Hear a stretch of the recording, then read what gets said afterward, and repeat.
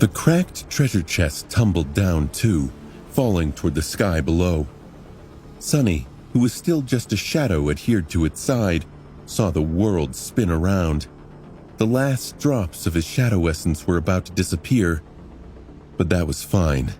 They would last him long enough to reach the altitude where the crushing wasn't immediately lethal anymore.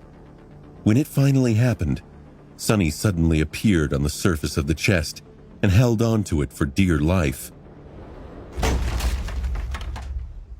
The pressure of the crushing first threw him against the wood hard enough to break a few ribs, then tried to rip him away. But Sunny would not let go. His damned coins were in that damned chest. Together, he and the dead mimic fell lower and lower, until finally, the crushing weakened enough to allow Sunny to move. Summoning the Dark Wing, he commanded it to turn into a blur and change the direction of their fall. However, he was not trying to move toward the distant silhouette of the shipwreck island out of desperation. Instead, he was guiding the chest in the opposite direction, aiming it into the vast empty expanse of the tear. As Sunny and the treasure chest plunged through the skies into the boundless black abyss, pieces of the shattered island pursued them. The crushing was slowly growing weaker, but it was still strong enough to kill most awakened.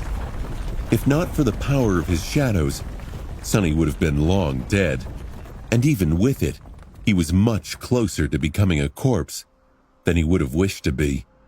His whole body was bruised, bloodied, and in pain, which he could see very clearly, because in addition to being terribly banged up, Sunny was also currently completely naked. What a glorious sight! Damn it! He had dismissed the puppeteer's shroud to absorb the shadow essence spent on its summoning, and had none of it left to manifest the armor again. The last drops had been spent to summon the Dark Wing. As a result, Sunny found himself falling into the sky below atop a lopsided treasure chest while wearing nothing but his pack and the strip of leather holding his broken arm in place.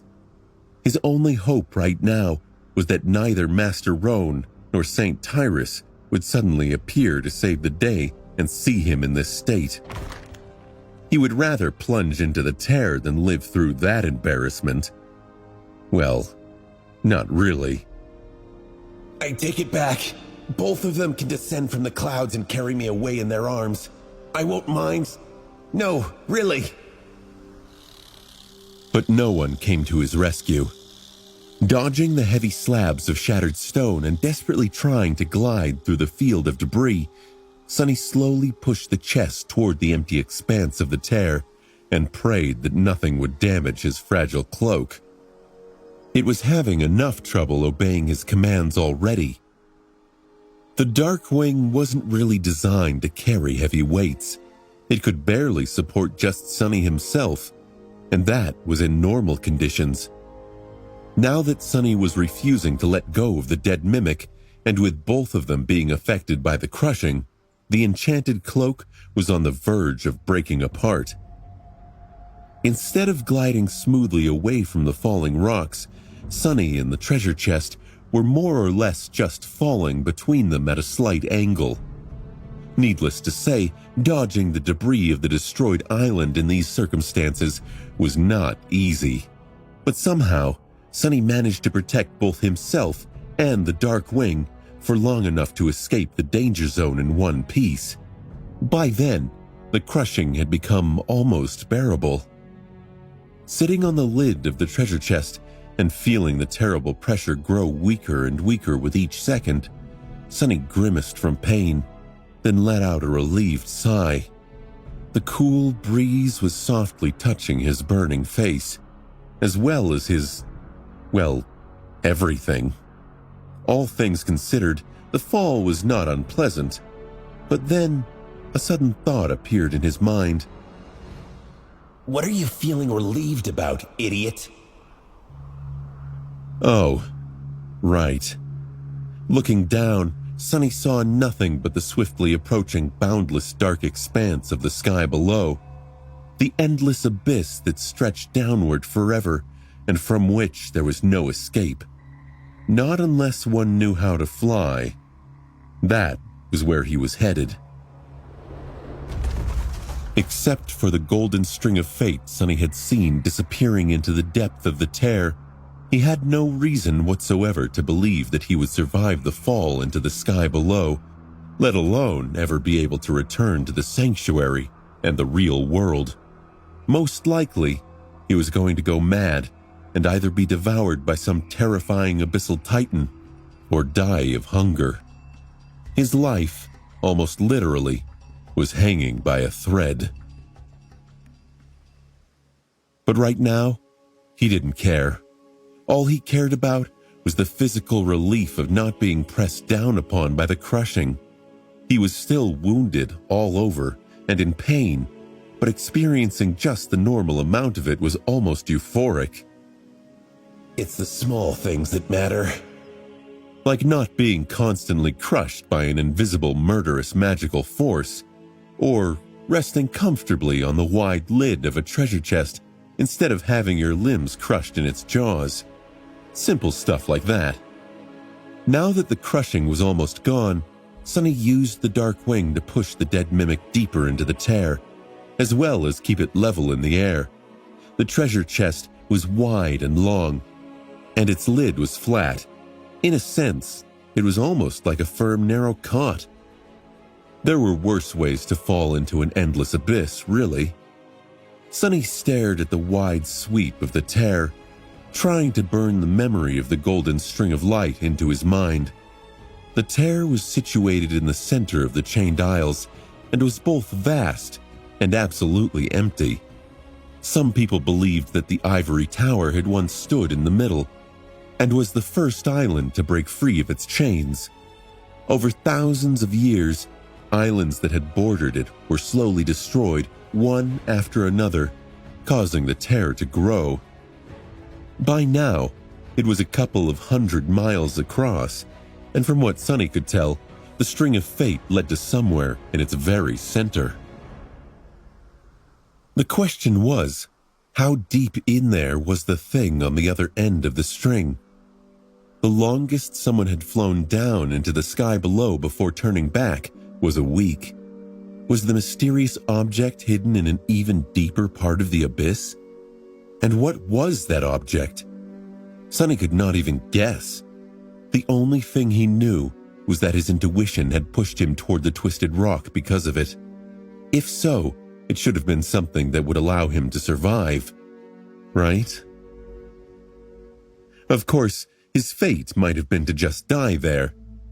Fate didn't really discriminate against any type of occurrence, including fatal ones. Regardless, Sonny was going to find out. It's not like he had a choice now. Feeling the air get colder, he shivered and watched the sky around him grow darker and darker. Soon, there was no light left in it at all. Sonny had fallen into the sky below.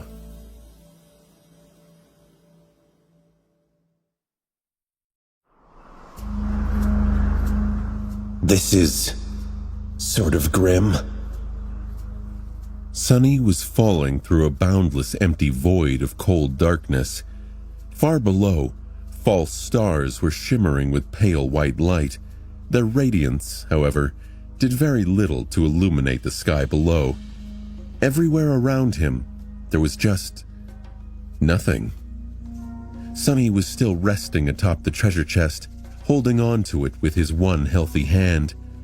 He had no reference point to measure how far he had traveled, but suspected that the distance was swiftly leaving the realm of mundane sense and logic.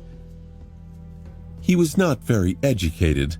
However, even he knew that a falling object would forever accelerate at a steady pace, theoretically, so long as no equal or opposite force were to act upon it, right? That meant that every second Sonny was falling, his speed was increasing exponentially. By now, it had to be at an impossible speed. But he did not really feel that speed. All he felt were wisps of cold wind caressing his skin from time to time. The wind he could hear sounded like it was incredibly far away. If there was one good thing about the situation, it was that he had accumulated a bit of shadow essence and was able to summon the puppeteer's shroud again, so he wasn't naked anymore at least. If there was one thing he did know, though, it was the approximate speed with which he could glide forward with the help of the dark wing. Adding the weight of the dead treasure to the equation, he could more or less calculate the distance he was covering horizontally.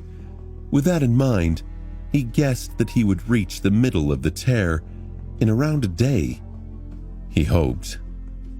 The problem, however, was that he had no reliable way to measure time as well. There were some clues he could try to use, like the rate of shadow essence regeneration or the state of his wounds, but they were not exactly reliable. In heroic stories, characters would often find themselves in similar situations. Every time that happened, the hero somehow managed to measure the passage of time by the state of their facial hair. Sadly, despite being 18, Sonny could not grow even the most pitiful of beards. That was a real shame. I guess I'm not hero material. With a bitter sigh, he stared at the lid of the treasure chest and tried to assess his physical state. Things weren't good, but they also weren't very bad. He had sustained minor internal damage due to the crushing, as well as several rather ugly wounds in the battle against Mimic. The half-healed cuts left on his body by the Mirror Beast had also opened at some point and were now hurting once again. The worst injury was, of course, his broken arm. His mental state was also somewhat in shambles after being ravaged by the visage of the Strings of Fate. Luckily, there seemed to be no long-lasting effects. Even the splitting headache was already growing fainter. Sonny also could not remember the exact details of what he had seen. It was as if his mind completely erased them from his memory to protect itself. The only thing that remained was the fragment of the memory that he had preserved on purpose, the image of the thread of golden light leading deep into the tear. Sonny stared at the black nothingness, waited for a while, then slowly exhaled. Great. Now what? But there was no answer. After a while, Sonny had no idea how long, he got tired of waiting for something to happen and decided to act. Might as well. The first thing he did was summon the covetous coffer. Sonny expected that an identical chest would appear near the dead one, but instead, what he saw was a miniature version of it. A box made of dark wood with strips of iron reinforcing it appeared on the lid of the treasure chest. It was about the size of a jewelry box, but not at all elegant. In fact, the covetous coffer looked more mean than graceful, somehow. As Sonny stared at it, the lid of the box raised slightly, revealing rows of sharp iron teeth. He jerked back a bit, blinking at the tiny box. I guess that's all I can manage with my current soul core capacity. Shaking his head, Sonny looked at the coffer and said in an uncertain tone, "Come here." Immediately, 8 short iron legs appeared from under the box, and it scurried over before plopping down closer to him. Sonny hesitated for a few moments, glancing at his fingers, then cautiously opened the lid of the box. Luckily, it didn't try to bite them off. Taking off his pack, Sonny transferred its contents into the box. Although it seemed rather small, the coffer swallowed all his supplies without any problem. Perfect. Sonny closed the box, patted it on the lid, and dismissed it. Then, he summoned the Midnight Shard and methodically cut his now empty pack into strips of leather. Using his one healthy hand and his teeth, Sonny tied them into a semblance of a rope, then tied himself to the treasure chest and finally calmed down. Now his coins weren't going anywhere. Satisfied with his handiwork, Sonny rested for a bit. He was starting to feel tired and sleepy. Falling through the endless abyss turned out to be way less exciting than he had thought. In fact, it was extremely boring. There were still a lot of things he had to do, though. With a grimace, Sonny cautiously shifted his weight and crawled to the end of the chest. There, he used the midnight shard to widen a crack on the side of the dead mimic and separate 2 long planks of wood from it. Then, he made a roll out of the last strip of leather he had and bit down on it. This is going to suck.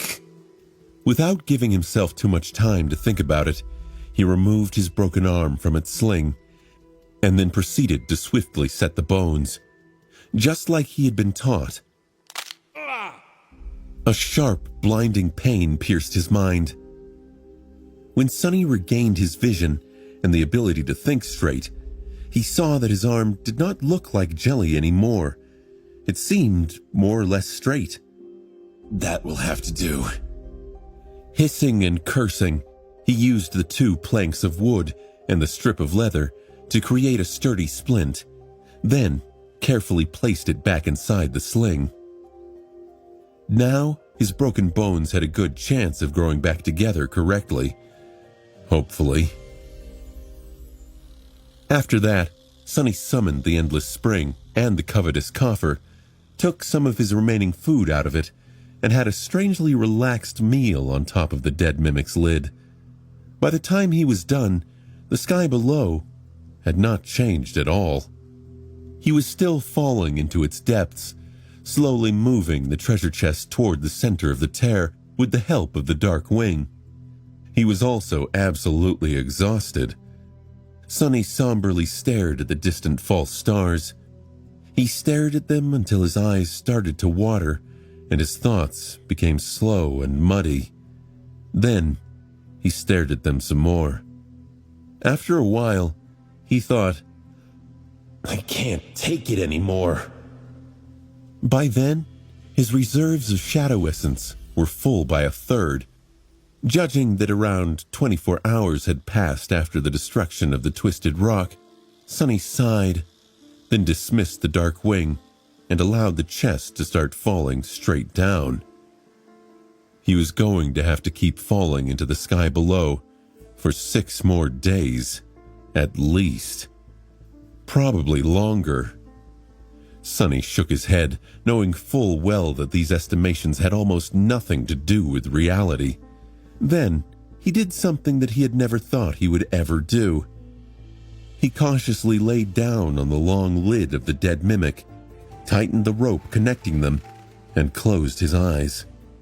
Soon, Sonny was dead asleep, plummeting into the darkness of the abyss without a care in the world.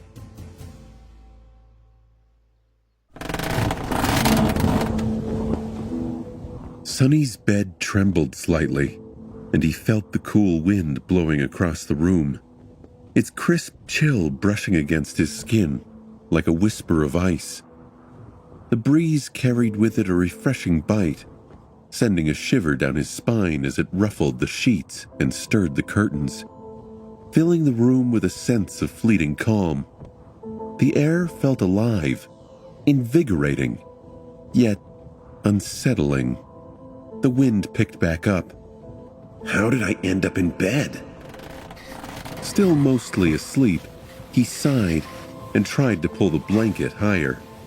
However, that damned thing was nowhere to be found. Where the hell is it? Reluctant to let go of sleep, he blindly searched for the blanket. Instead of finding it, though, Sonny suddenly felt his whole bed careen to the side.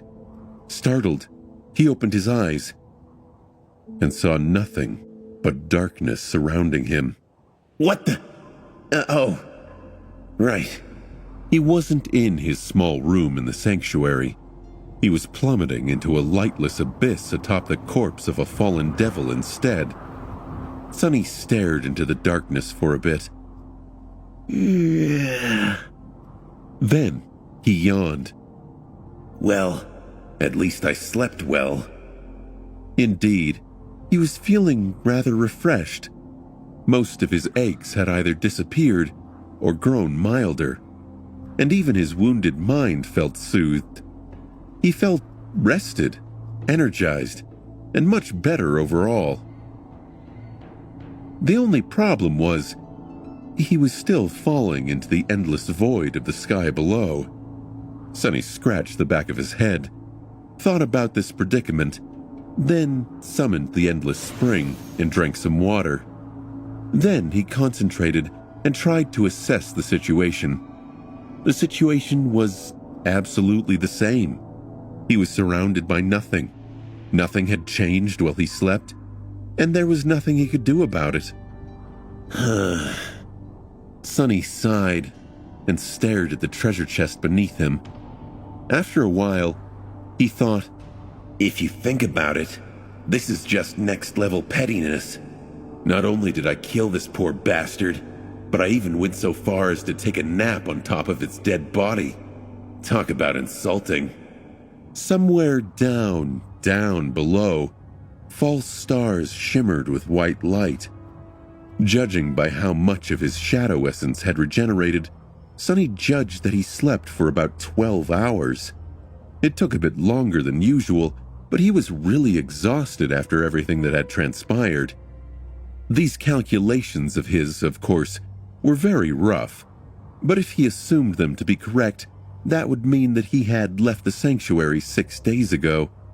He had no idea how long it was going to take to reach the thing on the end of the golden string of fate, but he had to assume that it would take at least a week. Much longer than that, most likely. Back in the real world, his body was safely hidden in the luxurious sleeping pod in the basement of his house. The pod would keep it alive for months, so Sonny was not too worried about his physical well-being. Yet, would anyone miss him? Probably not. Kai and Effie were used to his long ventures into the dream realm, and even if none of them had been as long as this one was going to be, they would just assume that he was too lazy to answer their messages and go about their business. They were famous heroes now, after all, with packed schedules and plenty of problems of their own. Teacher Julius didn't expect any reports from him either. The lookouts in the sanctuary were not in the habit of keeping a detailed record of who went in and out of the Citadel. The most anyone was going to think about him would be when Cassia arrived from the Night Temple and he wasn't there to help St. Tyrus receive her. But she would just think that he was avoiding her, as he had done before. Sitting on the lid of the dead treasure chest, in boundless darkness, Sonny realized that no one was really going to care that he was gone. So many things had changed, but even more remained the same. Throwing a long look at the beautiful glass bottle in his hand, Sonny remained motionless for a while, then dismissed it and knocked on the lid of the dead mimic. Whatever. I have my coins at least. Sometime later, he was performing a strange aerial dance. Holding onto the rope connecting him to the dead mimic with his one functioning hand, Sonny summoned the Dark Wing, then cautiously climbed onto the side of the big chest and tried to balance it so that the heavy thing didn't flip. Because of the fact that both of them were plummeting down with incredible speed, his body felt pleasantly light. Sonny thought about it for a while, then frowned. How did that even make any sense? Yesterday, he had thought that the speed of his fall was going to increase exponentially, which meant that at some point his body was bound to be simply torn apart. Probably. But now, he realized that his assumption was wrong. Since he could breathe in the sky below and felt the wind, or rather the air, moving past him as he fell through it, it meant that the speed of his fall had a limit dictated by the air resistance. He did not, however, feel that resistance too much. By all accounts, he should have been hearing the roaring of the wind and feeling it assault his body. Instead of falling through the emptiness in something that resembled comfort. Common sense didn't seem to be working the sky below. Better not think about it too much. What was the point of trying to understand the laws of a place that had simply denied all logic? He had far more practical things to do. Trusting the leather rope to hold his weight, Sonny let go of it and summoned the Moonlight Shard. Then, perched precariously on the side of the treasure chest, he inserted the narrow blade of the ghostly stiletto between its lip and the lid and tried to pry it open.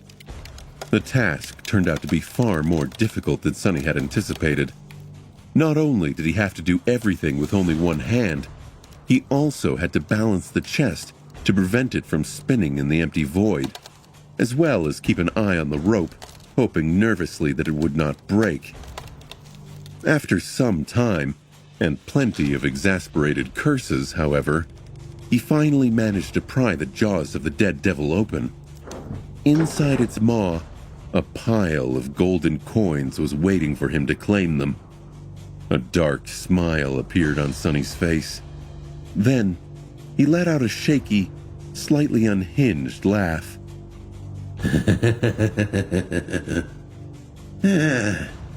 It feels nice to be rich.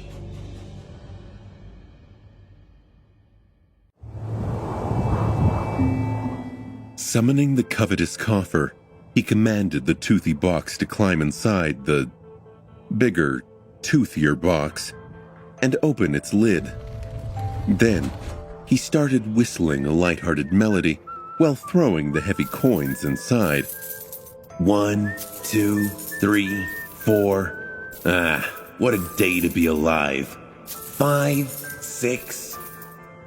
One after another, the miraculous golden discs disappeared into the coffer. After a while, Sonny shifted his weight slightly, got more comfortable, and continued gathering his spoils. In the end, he had recovered almost 1,400 coins from inside the dead devil. Just as Sonny had expected, the entire top layer of the treasure pile had turned out to be real. That was an incredible, astonishing boon. Suddenly, everything that had happened seemed worth it. Almost. Glancing at the lightless void around him, Sonny sighed. Who knows if I will even be able to return to the sanctuary? Without the altar, these coins are just dead weight. Somewhat disheartened, he lingered for a few moments, then turned his gaze back to the opened treasure chest. The top layer of the treasure pile that he had successfully plundered was indeed real, but beneath it, Sonny struggled to keep the contents of his stomach inside. Beneath the treasure, the limbs and organs of the mimic were tightly packed together, taking up most of the chest's volume. The whole thing was soaked in black blood and produced a sickening stench, not to mention looking like a butcher's nightmare.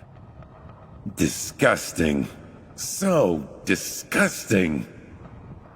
Thinking about how repulsive the sight in front of him was, Sonny used the Midnight Shard to cut through the terrible sludge and fished out 4 large soul shards with a wide smile on his face. After cleaning them up a little, he placed the alluring crystals inside the covetous coffer and dismissed the memory with a feeling of great satisfaction. After that, Sonny stared inside the treasure chest with a dubious expression on his face. The thing was, he only had around 3 days' worth of provisions left, stored neatly inside the covetous coffer. It would probably last him for about a week if he rationed his food. After that, Sonny scratched the back of his head, then shuddered and closed the lid of the chest with a loud thud. I'll think about it when the time comes, but hopefully it never does. With that, he climbed back onto the dead devil and rested for a while, looking into the darkness. As time slowly passed, Sonny grew more and more solemn. Finally, he came to a frightening realization. He had nothing else left to do. This is going to be a problem. An eternity later, or just a few hours, who knew? Sonny was sitting on top of the treasure chest and dying from boredom. He was still falling through the boundless dark abyss. Of course, what else would he be doing? There was nothing else to do. The cruel sight was in his hand, the silver blade shining with a bright radiance. He was using its Light Eater enchantment to summon the sunlight the somber spear had absorbed and projected into the darkness of the sky below. Thanks to that light, the shapes of his two shadows could be clearly seen, one resting on the surface of the chest to his left, the other to his right. Sonny shook his head. I am dying of boredom here. I have never been this bored. How are we going to survive weeks of this crap? What do you guys think? The happy shadow to his right hesitated, then raised a fist encouragingly. Its sentiment was quite clear. You got this. The gloomy shadow to his left stared at him grimly, then simply shook its head. Its meaning was clear too. Just give up already. Sonny blinked a couple of times, then smiled. Well, I think it's going to be fine. I'll just think about it as a vacation. Yeah. When was the last time I could just relax and do nothing? That's right. Never. If you think about it, guys, this is a godsend opportunity. An opportunity to rest and laze about as much as I want. He remained silent for a while, then added, I literally have no choice but to do nothing. Lucky me, right? The gloomy shadow glanced at him, then covered its face with a palm. Even the happy shadow hesitated for a bit before giving him a timid shrug. Sonny frowned. What do you mean, go crazy? I'm not going to go crazy. I'm so done with being crazy. Been there, done that, as they say. There is zero possibility that I will go crazy. The shadows didn't answer, making him huff angrily. Whatever. Why am I even speaking to you two? It's not like you even have enough decency to pull your weight in this conversation. He scowled and dismissed the cruel sight, letting the darkness shroud everything once again. The shadows became invisible. And it's not like I don't have better alternatives to talk to anyway. Where had he put the ordinary rock? By the time 3 days had passed, at least Sonny suspected that it had been 3 days. Since that was how long his shadow essence usually took to fully recover without the aid of the soul serpent, he was, indeed, on the verge of losing his mind. The worst part wasn't even boredom. It was the absolute lack of external stimuli. Nothing ever changed in the sky below. Nothing ever happened. Nothing ever appeared or disappeared, or was there at all. There was nothing but empty darkness, the distant shimmering stars, and him. And falling. At the start of it all, Sonny had been worried that he would encounter evil, colossal, inconceivably horrifying creatures in the abyss. That was what one would expect from an abyss, right? But there was none. By now, he almost hoped to encounter a stray titan or two. He had heard that people were prone to going insane in isolation, but never expected to be in such a situation himself. Sonny had spent the first day thinking about this and that, remembering his experiences and trying to learn something from them. He wondered about the mirror beast and the cruel sight. Why was the silver spear even called that? Then, He understood. It was called the Cruel Sight because its polished blade showed a person their own reflection. He wondered about the shipwreck, the coins, the mimic, and the person called Noctis. How were all of these things connected? After a while, he guessed that Noctis had been the captain of the ancient ship, the master of the mimic, and the person whose face was depicted on the miraculous coins. Noctis was also probably the one who had created the coins in the first place. That's why they could only be used in his sanctuary. He wondered about what Kai, Effie, and Cassia were doing. He wondered about Nephis. On the second day, he summoned the runes and saw that she had become a devil. Sonny stared at the counter that showed 2 out of 4,000 with a deadpan expression, then sighed and dove into the soul sea. There, he had studied all of his memories and the shadows of all the creatures he had killed. That only took him a couple of hours, or an eternity. On the third day, Sonny just lay on the lid of the dead mimic and stared into the void. His mind was starting to behave strangely. Although there was nothing around him, Sonny could sometimes see strange shapes and silhouettes in the darkness and hear distant noises. He wanted to think that they were real, but knew that it was just the result of prolonged sensory starvation. Human minds were weird that way. They couldn't really withstand a lot of nothing. Suddenly, the story of a man who had to turn back after 7 days of descending into the sky below out of fear of going insane made much more sense to him. To make himself perceive at least something, Sonny summoned the silver bell and rang it in the darkness, listening to the melodious ringing as it disappeared into the abyss. And now, he was sitting on the treasure chest, looking at the distant stars and speaking with the ordinary rock. So, how's your day been, Rock? The memory answered in his own voice. Same old nothing. Yours? Sonny remained silent for a while, then said, I am enjoying my vacation. The ordinary rock laughed. Sounds wonderful. How is your vacation going? He sighed. Splendidly. I've yet to hit the rock bottom. For a while, there was nothing but silence. Then, a new question came. Why is it so dark? Sonny smiled weakly. Why wouldn't it be dark? This is the sky below, after all. But then, he froze. What? The voice that asked the question had not come from the ordinary rock. That voice was not his own.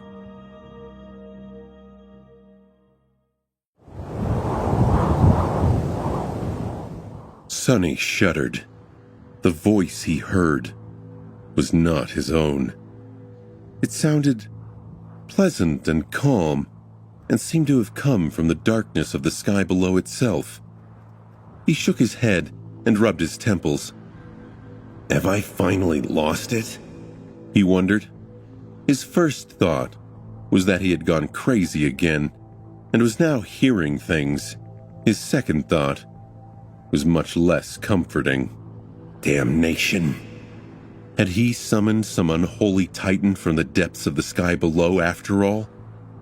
Sonny outstretched one hand, ready to manifest the cruel sight, but then hesitated. If the owner of the voice was not a figment of his imagination, but some harrowing being of the void, was it really wise to agitate it?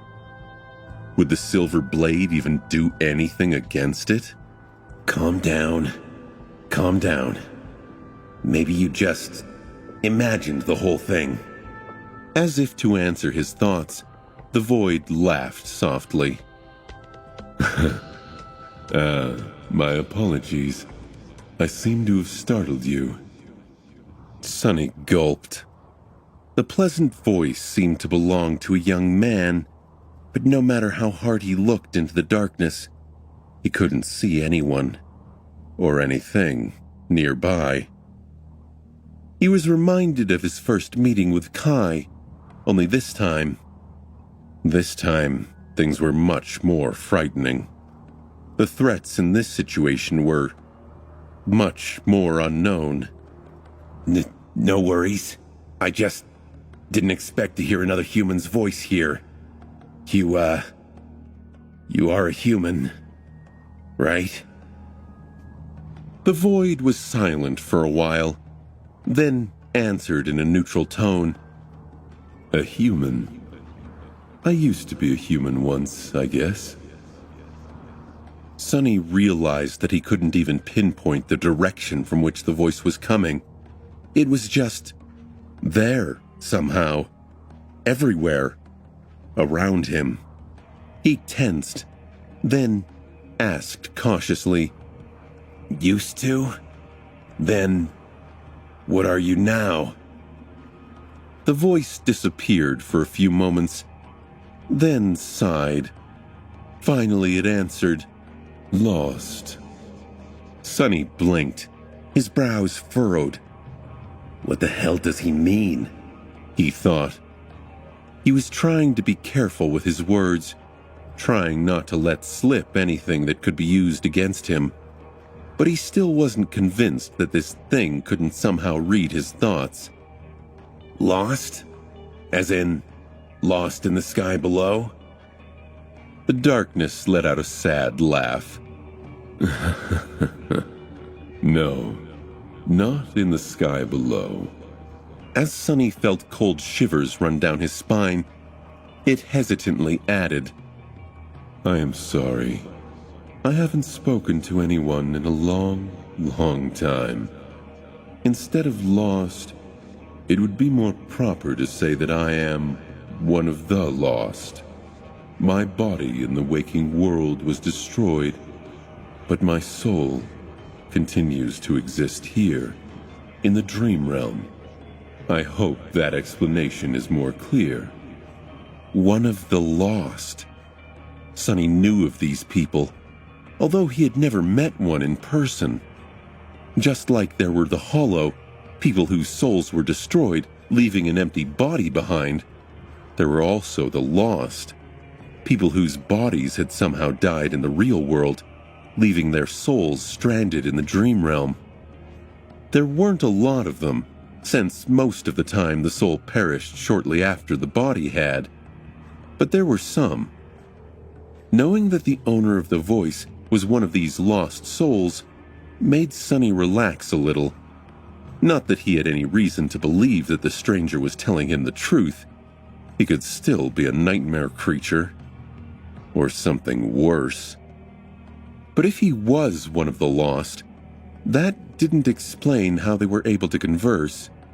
The lost, from what Sonny knew, were just like any other awakened in the dream realm. It was just that they couldn't return to the real world.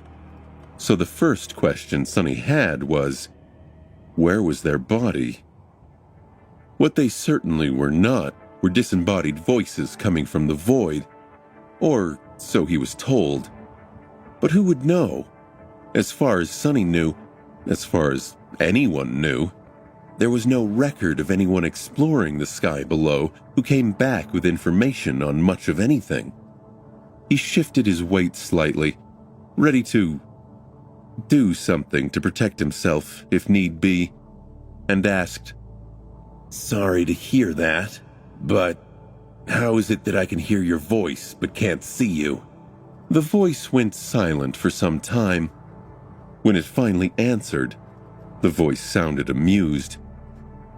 That is a good question. Sonny waited patiently for him to expand on that answer, but that seemed to be it. A bit irritated, he said, Well, aren't you going to explain? Instead, the voice suddenly asked, Why are you descending into the sky below? This is a very dangerous place. Sonny blinked a couple of times, then coughed. Well, you see, I am not so much descending into the sky below as I am falling into it. I got stuck on an island because of the crushing, and sadly that island broke off its chain. So I had to jump off, and here I am. He left out any indication that he had seen a thread of fate that also made him think this was where he should go, because that would sound crazy. Then he frowned. Wait, dangerous place? Why is it dangerous? I haven't seen anything dangerous anywhere in this dreadful pit. The voice went silent again for a while. It was silent a bit too long for Sonny to not shift with discomfort. Then, the voice sighed with regret. "You'll see. When you reach the stars, then you will see." Then, it went silent again. Something about this silence felt finite. Sonny had a feeling that something had changed. Sonny stared into the darkness, a bit disturbed. A deep frown appeared on his face. What do you mean? What will happen when I reach the stars? But there was no answer. No matter how long Sonny waited, the voice did not speak to him again. The void was silent and empty, just as it had been before. The silence felt lonely, significantly more so than it did before. In the end, he just massaged his temples and cursed. What the hell was that? Sonny shouted into the void, but this time, nothing responded. Did he imagine the whole thing? Had his mind finally cracked? Sonny stared at the ordinary rock as though expecting it to actually talk and corroborate his story. Sadly, the memory could only repeat the sounds it had recently heard. Wait, the sounds it had heard. Sonny hurriedly commanded the rock to repeat everything it had recorded in the past few minutes. Then, feeling cold sweat appear on his forehead, he listened to his own voice, speaking. To nothing. His words were repeated, but where the words of the strange voice should have been, there was nothing but silence. He dismissed the ordinary rock. Though part of him wanted to throw it into the abyss, Sonny started rocking back and forth. He clutched his hair and groaned. Crazy. I've gone completely crazy. Ugh, curse it all. It has been just 4 days and I'm already turning back into a lunatic. Not even a full week passed by, and he was already going insane. This is the worst vacation ever. After a while, he frowned. Despite being mostly sure that the whole thing was just a symptom of his sanity slowly breaking apart, Sonny cautiously crawled to the edge of the chest and looked down at the distant shimmering stars. Was he imagining things? Or did they seem to be a little closer?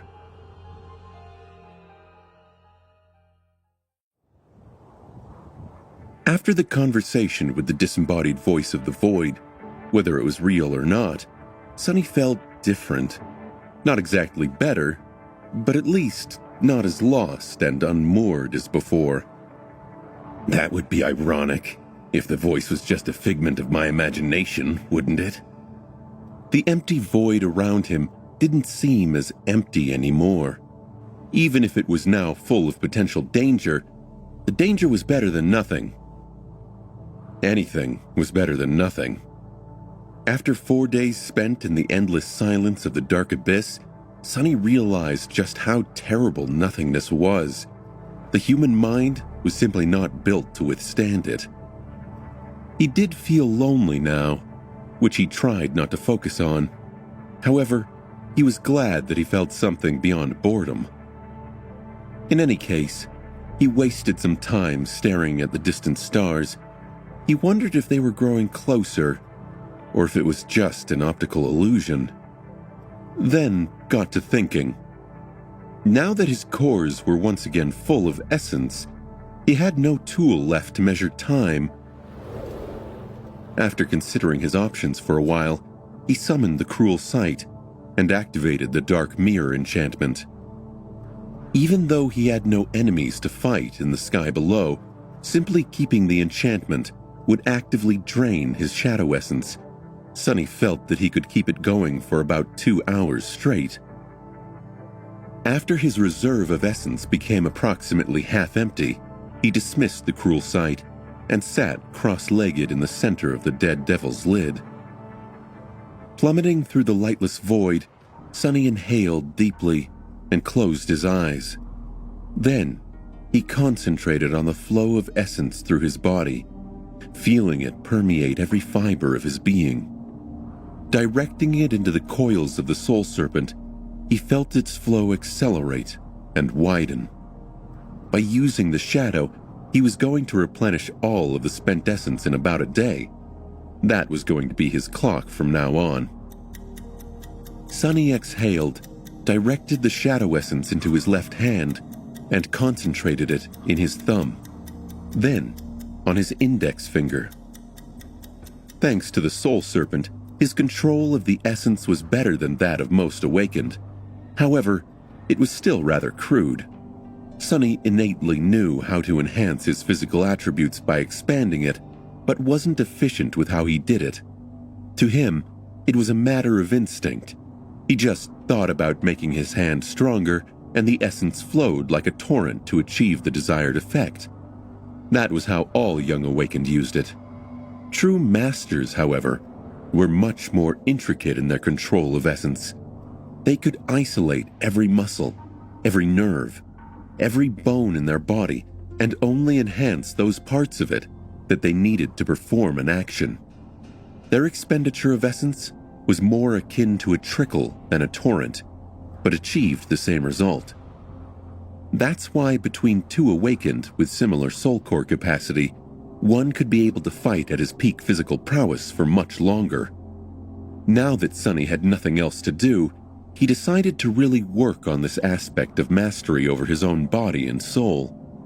He had practiced essence control before, of course, but between the constant need to hunt down nightmare creatures and the fact that Soul Serpent served as an effective replacement for months of training, it was not as much as he could and should have. Directing the flow of essence into his right hand, Sonny sighed and thought, "Vacation is over." 2 more days passed, or rather, 2 cycles of spending shadow essence with the help of the cruel sight, and then waiting for it to regenerate, which Sonny had decided to count as days. He spent that time meditating as he controlled the flow of the essence through his body, sleeping and feeling hungry. Now that Sonny was rationing his food, the feeling of hunger that he had forgotten ever since becoming infected by the nightmare spell returned. Even then, his supplies were on the verge of running out. He only had enough for 2 meager meals left. After that, Sonny was either going to have to starve or consider opening the treasure chest again and gnawing on the dead devil's raw meat. Both possibilities seemed rather bleak. What he was more concerned about, however, were the shimmering fake stars of the sky below. Now, he was more or less sure that they were slowly growing larger. If not for the conversation with the voice of the void, he would have never noticed the subtle change, but after being alerted to their importance and spending a lot of time observing the stars, he had become convinced that the voice had been right. Whether it was one of the lost, a nightmare creature pretending to be a human, or simply a manifestation of his damaged psyche, he was slowly drawing closer to the stars burning in the deepest reaches of the abyss. If only the voice had told him why, exactly, the stars were dangerous. Luckily, on the 7th day of his plummeting through the sky below, the voice returned. Sonny was grimly eating his second-to-last piece of food and staring into the darkness, feeling his mind teetering on the verge of madness, when the voice resounded from the void again. "What a curious creature you are. Sonny choked on a piece of dried meat and took a sip of water from the endless spring to chase it down.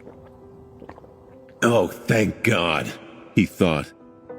The voice was still from an unknown source, but it broke up the monotony. He could at least appreciate the change in senses it provided. Sonny looked at the empty expanse of the sky below with a dark expression.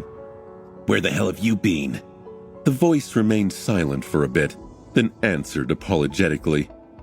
Talking like this is draining for me. I was recovering. Sonny frowned, trying to glean some information about the nature of the owner of the pleasant voice from this statement, but then gave up. He had too few clues to guess. Well, if you are about to disappear for a few days again, at least tell me what's the deal with these stars first. Why are they so dangerous? The voice hesitated, then asked, You don't know? Sonny froze, stunned by his question being responded to with that kind of question. Of course I don't know. Why would I ask if I knew? When the void answered in a few moments, it sounded slightly surprised. Well, those lights are not really stars. They are actually remnant conflagrations of the divine flame. Sonny thought about what he just heard, then tilted his head to the side. The divine flame? What? Why would divine flame burn in the depths of the sky below? The voice chuckled. Then it said with a bit of amusement, How do you think the sky below came to be? A long time ago, this was a beautiful and prosperous land, you know. The amusement drained from its voice, replaced with something much darker. But then, its prideful ruler provoked the wrath of the Lord of Light. The Lord, you probably only know him as Sun God, brought down his heavenly flame upon the lands, shattering the earth and burying an unquenchable fire beneath it. The void grew silent and then sighed. Over the ages, that fire devoured everything. The earth, the land, even reality itself. All that is left is this empty abyss, and the remnant fragments of the divine flame still burning deep below. So, I am sorry to say this, but unless you know a way to survive the searing heat of the all-destroying heavenly fire, you will probably burn to death in a few weeks.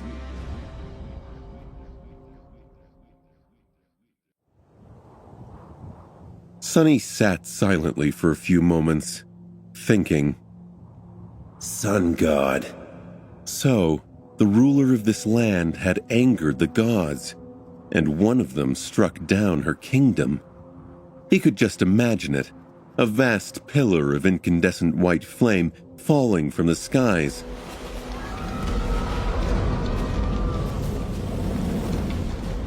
Piercing the ground and causing the whole region to fracture, its fragments falling into the searing inferno of the divine flame, one after another.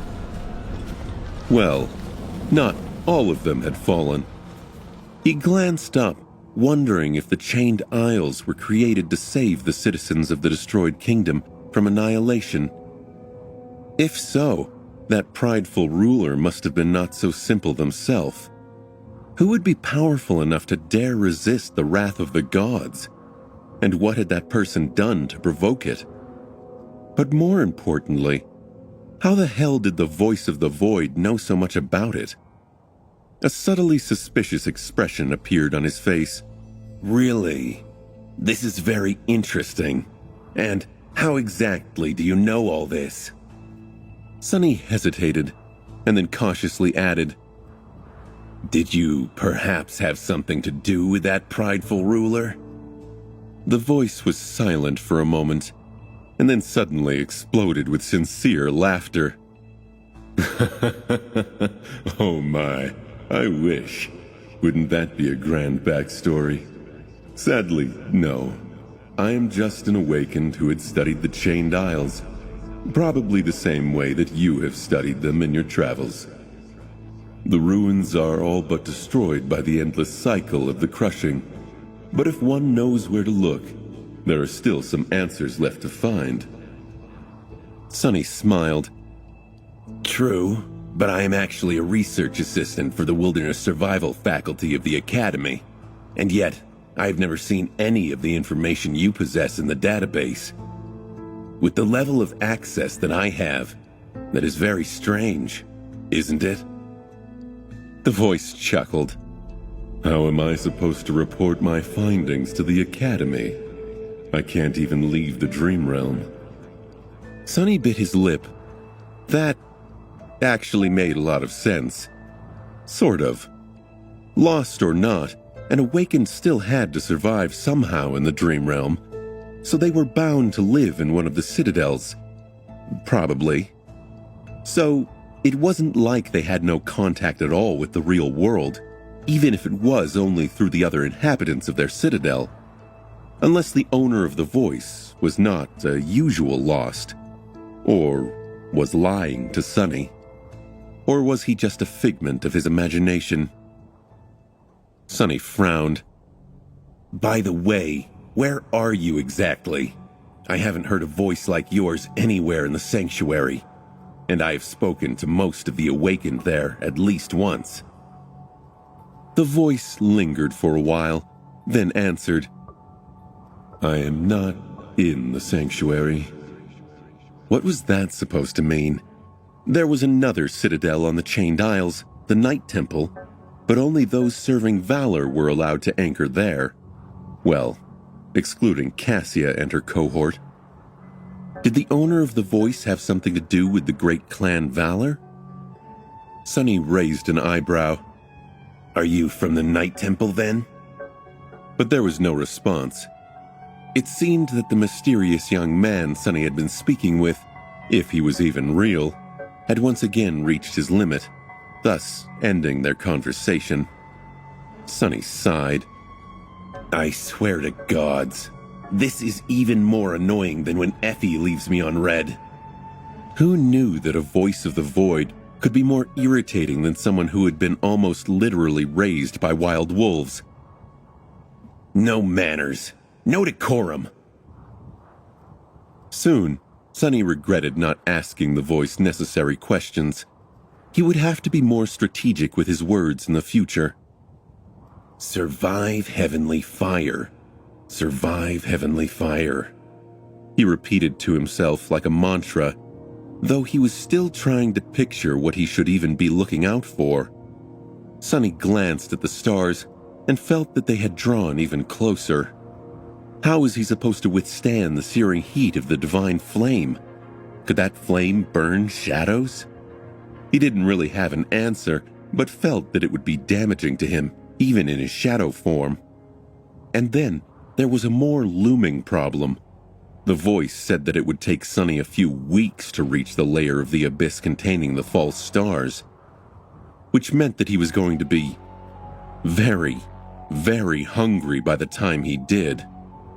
Humans could survive a surprising amount of time without any food, but it would take a heavy toll on their bodies. Sonny had no idea what he was going to find on the other end of the golden string of fate, but he doubted that it would be a warm welcome. He had to be ready to confront danger. Becoming starved and weak was not an option. Sonny lingered for a while, then stared down at the lid of the treasure chest. Was he really going to have to eat that? Even his shadows seemed disgusted by the idea. But hey, food was food, right? With a sigh, Sonny summoned the covetous coffer, took out his last meal, and looked at it with regret. Tonight, we feast. Tomorrow, we mourn. And barf, probably.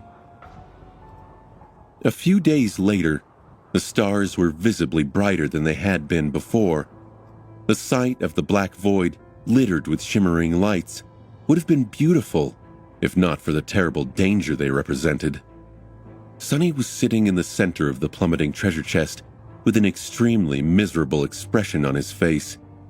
It was deathly pale, and his chin was covered with drying black blood. Raising a piece of raw devil meat to his mouth, he tore a piece of it with his teeth and forced himself to chew. He nearly gagged, but he forced himself to swallow. Disgusting. Ugh, this is so disgusting. Who knew I would miss the taste of synth paste one day? Maybe I should just starve after all. As soon as he thought that, the void suddenly spoke again. Oh gods, are you actually eating that? Sonny stared into the darkness with hatred, swallowed the piece of mimic meat, and said evenly, Sure am. Want a bite? The voice hesitated for several seconds, then asked, You're eating it raw? Sonny gritted his teeth. Of course I'm eating it raw, you fool! How else am I supposed to eat it? I don't exactly have a kitchen here. Then, with a furious determination, he tore another piece of meat and chewed on it. As it turned out, his face had not reached its maximum paleness before. Now it seemed not only white, but also a little green. The void sighed, then it asked curiously, Are you not afraid of poisoning yourself? Sonny snarled. I have a strong stomach. He had indeed considered the possibility of catching a severe case of food poisoning from eating the corrupted meat of the vile devil. As an awakened, however, his digestive system was much stronger than that of mundane humans, and on top of that, there was bloodweave. So, he judged that his chances of dying from eating the mimic were rather low, no matter how poetic it would have been. Choking to death on the flesh of a devil you killed would be too... How funny, he thought bitterly. Sonny swallowed the disgusting meat and took a sip from the endless spring. A few moments later, the voice asked, Have you thought of a way to survive the divine flames? He stared at his broken arm, then shrugged. I considered a few. The voice seemed to be pleased to hear that. Good. I've thought about it as well.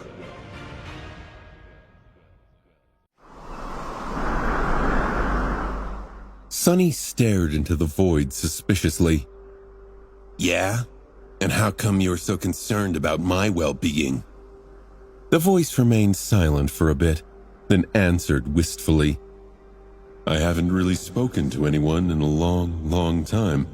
It would be a shame to finally find someone to talk to, only for them to die soon. Don't you think? Sonny's eyes narrowed. He considered the voice's words. That guy is definitely not just a simple lost. What is his deal, really? Is he actually a human? Or only pretends to be one? Sonny thought for a bit, then said, I guess. And since we're on the topic, how is it exactly that we are able to talk? He expected the voice to change the subject or ignore the question, but to his surprise, it actually answered. I'm not really sure. This has never happened to me before either. After a while, it added hesitantly, Have you perhaps found a piece of a broken mirror somewhere? Something clicked in Sonny's mind. Broken mirror. Mirror beast. Beastie. The ascended reflection. The shard of a mirror that the strange creature had left behind was still inside the covetous coffer, smeared with his blood. Shit! So the owner of the voice was the creator of the murderous reflection Sonny had encountered on the Reckoning. That gave him as many questions as it had given him answers. He couldn't think about it right now, though, because the pressure of the flaw was already building in his mind, forcing him to speak. Now that you mention it, I did indeed recently find a piece of a broken mirror with the word beastie written on it in a child's handwriting. The voice remained silent for a while, then asked quietly, "Oh, how exactly did you find it?" Sonny did not answer for as long as he could, then reluctantly spoke. "That mere shard was left behind by a powerful creature I killed. I took it with me, thinking that it might turn out to be important." This time, the voice was quiet for an especially long amount of time. When it finally spoke, there was a hint of anguish in it. The owner of the voice tried very hard to suppress it, but his pain seemed to be too deep to not seep into his words even slightly. "So, it's dead. I see." Then it fell silent once again. Sonny tensed. After a while, he asked carefully, You're not going to be angry with me for killing your pet, are you?" A deep sigh resounded from the void. "Angry with you? Why would I be angry with you? You are not to blame for what happened to us." Sonny shivered, suspecting that whoever, or whatever it was that had been responsible for the mirror beast becoming separated from its creator and eventually dying by his hand, was extremely lucky that the owner of the voice had become one of the lost. Then, he asked cautiously, What exactly was it, though? I've never seen a creature like that." The voice seemed more in control of itself when it answered after a few long moments. "A manifestation of my aspect ability. A kind of an echo, you can say. I created him when I was just a lonely kid. We were together for a long time before we weren't anymore." Sonny tilted his head, then frowned slightly. "What do you mean, a kid? A kid with an aspect ability?" The voice laughed bitterly. That. I had my first nightmare when I was 12. It's rare, but does happen sometimes. Few children survive the trial, though." Sonny balked. He was utterly stunned. Being sent into the nightmare at 12, he thought. Of course very few survived that. He did know that, in extremely rare cases, the people infected by the spell were outside of the usual age range. The entire first generation of the Awakened had been, for example. And there were cases of this anomaly to this day, even though it usually happened to someone older than the norm, not someone younger. Damn, and I thought that I was unlucky. He cleared his throat, then said awkwardly, "Well, I'm sorry for your loss.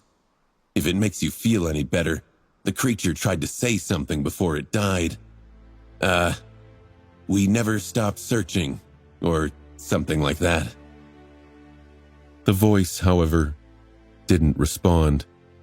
It seemed that its owner had once again spent all of his soul essences, or whatever it was that allowed him to communicate with Sonny, and was now gone for another few days. Sonny sighed. "God damn it. I didn't even have time to ask him how to survive the damn stars." He had to learn to be more strategic with how he chose his words next time. He hoped he would have a next time.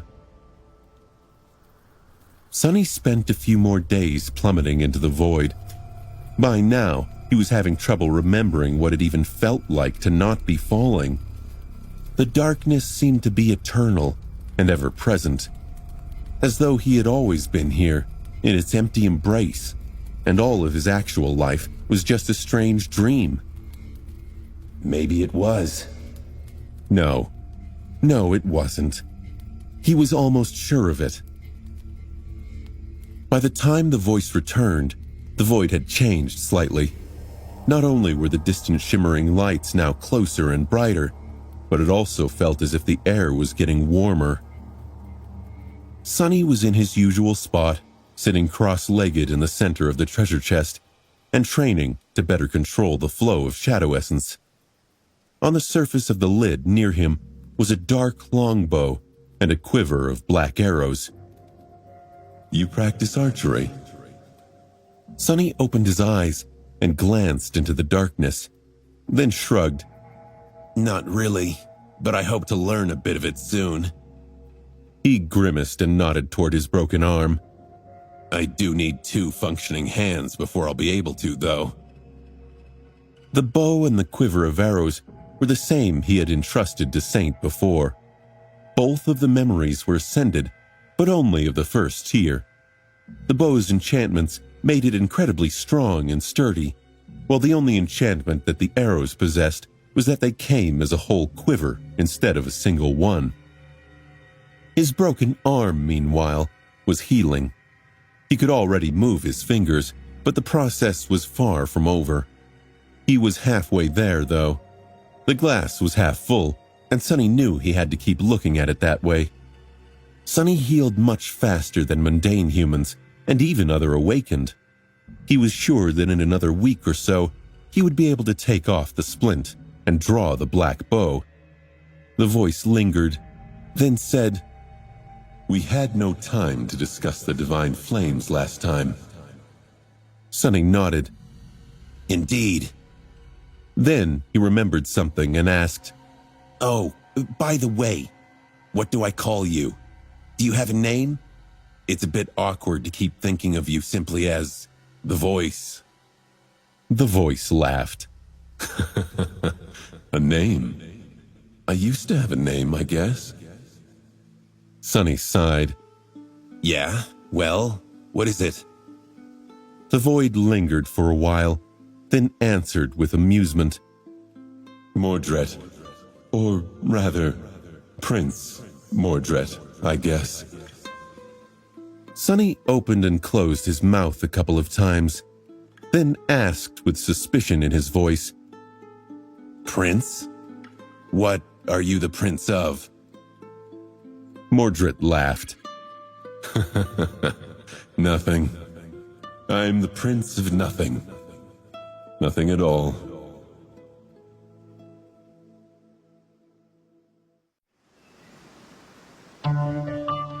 Sonny stared into the darkness with an incredulous expression, then shrugged. "Sure, whatever. Nice to make your acquaintance, Your Highness. I am called Sunless, by the way. Sadly, no title." Silently, he thought, the young prince that the Dreamspawn had taken away. Oblivious to his suspicions, Mordred hesitated, but eyed him politely. "Sunless? What an unusual name." Sonny grimaced. "Yes, my mother had a... On second thought, forget that. Are you going to tell me about the divine flame or not?" The Prince of Nothing was silent for a bit, then huffed. There is not much to tell. The heat of those flames is absolutely deadly. Unless you have some way to fly, you are in big trouble. Which, I assume you don't. Otherwise, you wouldn't be in this predicament to begin with. Right? Well, you can't argue with sound logic, I guess. Sonny sighed. "I can control the direction of the fall, but yes, no true flight."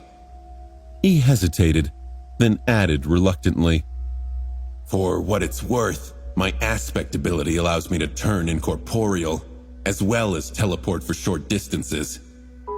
He didn't really want to share the details of his powers with the mysterious prince, but currently there was no other choice.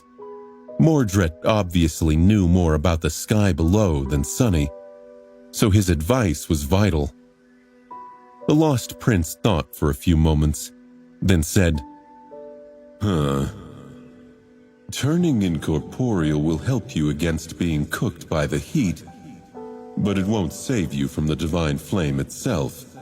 However, not everything is lost. Even though you can't fly, you do have some mobility. With some luck, you might be able to dodge the conflagrations." Sonny glanced into the darkness with a resentful expression. Shadows seemed to stretch and coil around him, echoing the bitterness in his heart. Despite the eerie stillness, he could feel the weight of anger pressing in from every corner. "That I already figured out myself. Tell me something that I don't know, genius." The void chuckled. "Fine, but only because you asked so nicely." Then it disappeared. Sonny's face twitched. "God damn it, he's gone again!" But a second later, Mordred's voice suddenly resounded from the darkness. No, there is still time. I was just thinking." He was quiet for a few moments, then said hesitantly, "There is actually a path through the divine flame, an empty rift in the tapestry of stars where none of it remains. If you find it, you might survive." Although it was hard to control his emotions these days, Sonny tried his hardest to suppress the misplaced anger and calm himself down. When he spoke, his voice sounded almost even. "Why didn't you tell me sooner? How far am I from this rift, then?" Mordred sighed. "How would I know? It's not like I know where you are exactly. More than that, I'd never managed to find the rift myself. The sky below is vast and deadly after all." "So, he was exploring this abyss too. Why? What's out there beyond the fake stars?" Sonny tilted his head, then asked cautiously, "If you never found it, how do you know it's there?" The void remained silent for some time. After a while, when Mordred spoke again, his voice sounded distant and weak. "The tear. It should be somewhere near the tear, I think." With that, Sonny felt that he was alone in the darkness again. This time, the mysterious prince was truly gone. He sat motionlessly for a while, staring into the endless nothingness of the sky below. Near the tear. The string of fate, too, had pointed toward the tear, to somewhere very near its center. If the rift in the annihilating field of the divine flames had anything to do with the golden thread, then Sonny had a much better chance of finding the path through the merciless stars than Mordred had ever had. He had already half found it, really. Looking down, Sonny sighed and closed his eyes again, returning to the endless routine of circulating the shadow essence through his body. Day passed after day. The closer Sonny drew to the obliterating stars, the calmer he became. Now that mortal danger was getting near, his mind had no time and reason to slowly destroy itself. The absolute nothingness of the void that had assaulted it, too, was much less empty now. Not only was it full of threat, but also of heat and light, and shadows. Sonny had dismissed the leather elements of the puppeteer's shroud and undid the bands of its upper garment. His skin prickled as he felt the distant heat seeping through the fabric, reminding him of the inferno ahead. Each step forward brought him closer to a destiny that seemed both inevitable and uncertain. Stripped to the waist, he meditated in the darkness, the soul serpent coiling around his pale and lithe body. Because of the rough diet of only eating the poisonous meat of a dead devil, he had practically no fat left. His skin looked a bit feverish, and was drawn tautly across his lean muscles, making for a sight that was both splendid and a little disturbing. His broken arm had almost healed, so he removed the splint and spent some time every day doing simple exercises to bring it back to its former strength. He had to be cautious not to overexert it too soon, though. The plan of how to survive the field of stars was slowly forming in his mind. It was bound to be a gamble one way or another, but Sonny was not going to give up without doing everything he could to survive. His confidence was somewhat reinforced by the fact that he had, most likely, discovered the rift that Mordred had told him about. Following the direction of the golden string of fate that had been practically burned into his mind, Sonny studied a particular cluster of the stars for an entire week before finally noticing something that looked like a tiny, almost imperceptibly minuscule gap in the vast tapestry of countless shimmering lights. Trusting his judgment, he summoned the Dark Wing and used it to push the treasure chest toward that particular cluster. Luckily, he was already not too far away from it, most likely because he had been aiming to follow the golden string from the very beginning of his fall. As a few more days went by and the stars grew even larger, Sonny became more or less certain that the tiny gap was indeed there. It had grown slightly bigger, too. What he was uncertain about, however, was his ability to reach the rift without being incinerated by the annihilating heat of the divine flame. The field of false stars was vast, and the rift was tiny in comparison. At the speed that he was falling, missing it would be far too easy. But what choice did he have? Do or die? Well, when had it ever been any different?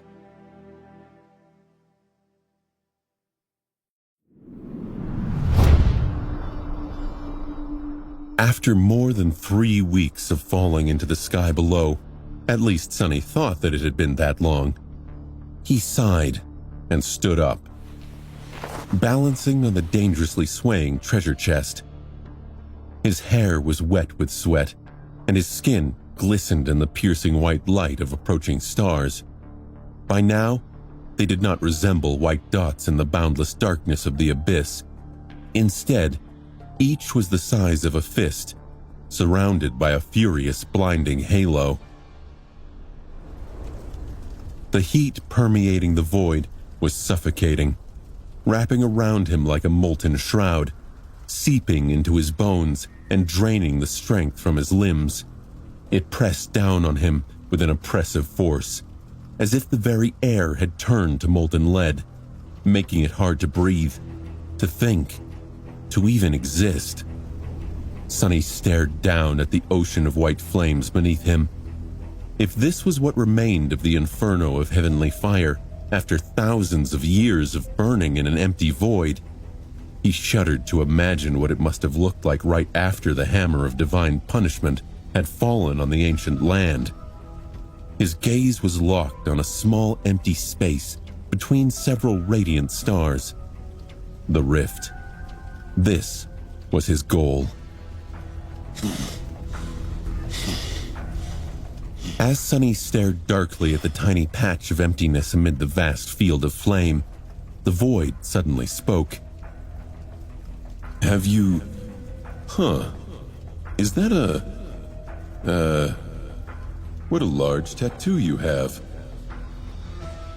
Sonny glanced at the darkness, then shrugged. What about it?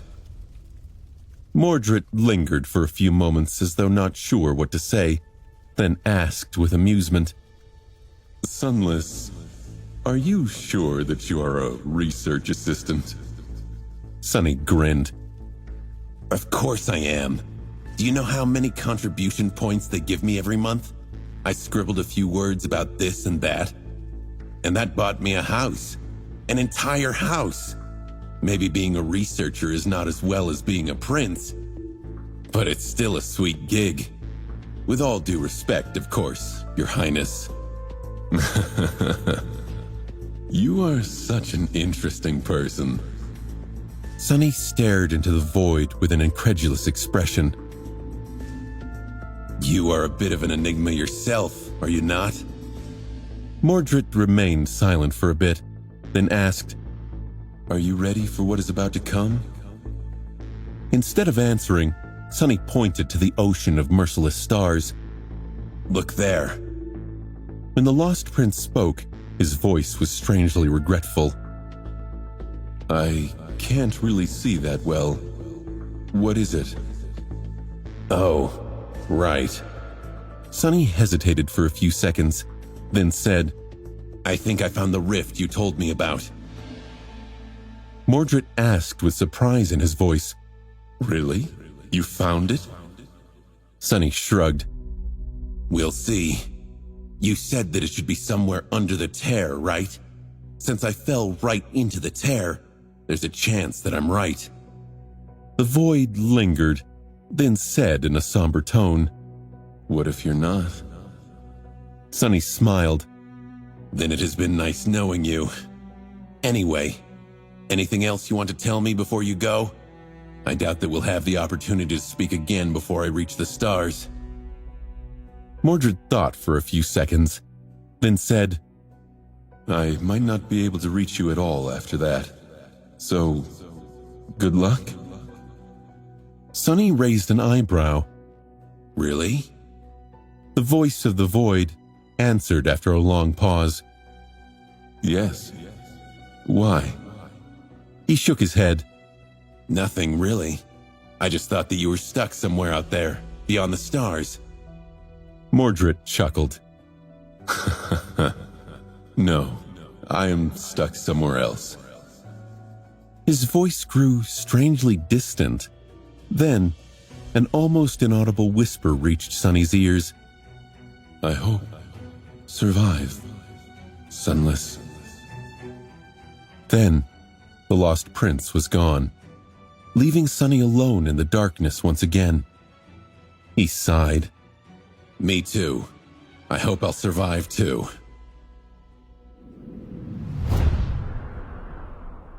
After Mordred disappeared, Sunny waited for a bit, and then broke the rule he had set for himself for a second time since starting this expedition. He summoned another memory that should have been tied only to Mongrel. The mantle of the underworld. The intricate onyx armor weaved itself from sparks of darkness and covered him from head to toe. Sunny was not accustomed to wearing its closed helmet, since he was usually using Weaver's mask instead, but it was not uncomfortable. His field of vision, however, became slightly constricted. Hopefully, no one will be able to see me this far into the abyss. Out here in the sky below, he felt as though no one, not even those who were attuned to revelations, could peer into his secrets and glean anything about them. The only exception to this rule was the Prince of Nothing himself, but he was gone now. The mantle possessed two enchantments that would most likely prove themselves to be extremely helpful soon. The stalwart trait of the armor imbued it with high resistance against various types of elemental damage, including fire. Just seconds after donning it, Sunny felt the suffocating heat retreat, replaced by a pleasant coolness. How long would that coolness last? He did not know. The Living Stone enchantment, on the other hand, allowed the mantle of the underworld to repair itself while being worn. This trait would come into play later, helping Sunny protect himself even after the divine flame became intense enough to damage the onyx armor. After that, Sunny summoned the dark longbow and the quiver of black arrows. By now, his hand had recovered enough for him to be able to draw the mighty bow. He just hoped that he would not need to. Finally, he summoned the cruel sight and attached it to his belt. Looking at his full arsenal now, he was more than ready for anything. All preparations were now done. Looking down through the narrow slit of the visor, Sunny sighed. Now everything depended on his resilience, luck, and how deep his reserves of shadow essence were. In the stark darkness of the empty void, deeper than even the memories of a blue sky could reach, a cracked treasure chest was plummeting toward an ocean of searing white flames. Its underside was bathed in the furious light, while its lid was drowning in the deepest of shadows. Wisps of smoke were slowly rising from its smoldering wood, and the strips of iron reinforcing it were slowly starting to glow as they turned orange. Sonny, who had become a shadow and was once again hiding on the lid of the dead devil, felt fine. For now. Until the treasure chest was destroyed, he was protected from directly touching the light of the divine flame. But how long would the corpse of the mimic last? He was thinking about something else, though. Something far more dreadful. The rift. The damned rift. I'm going to miss it.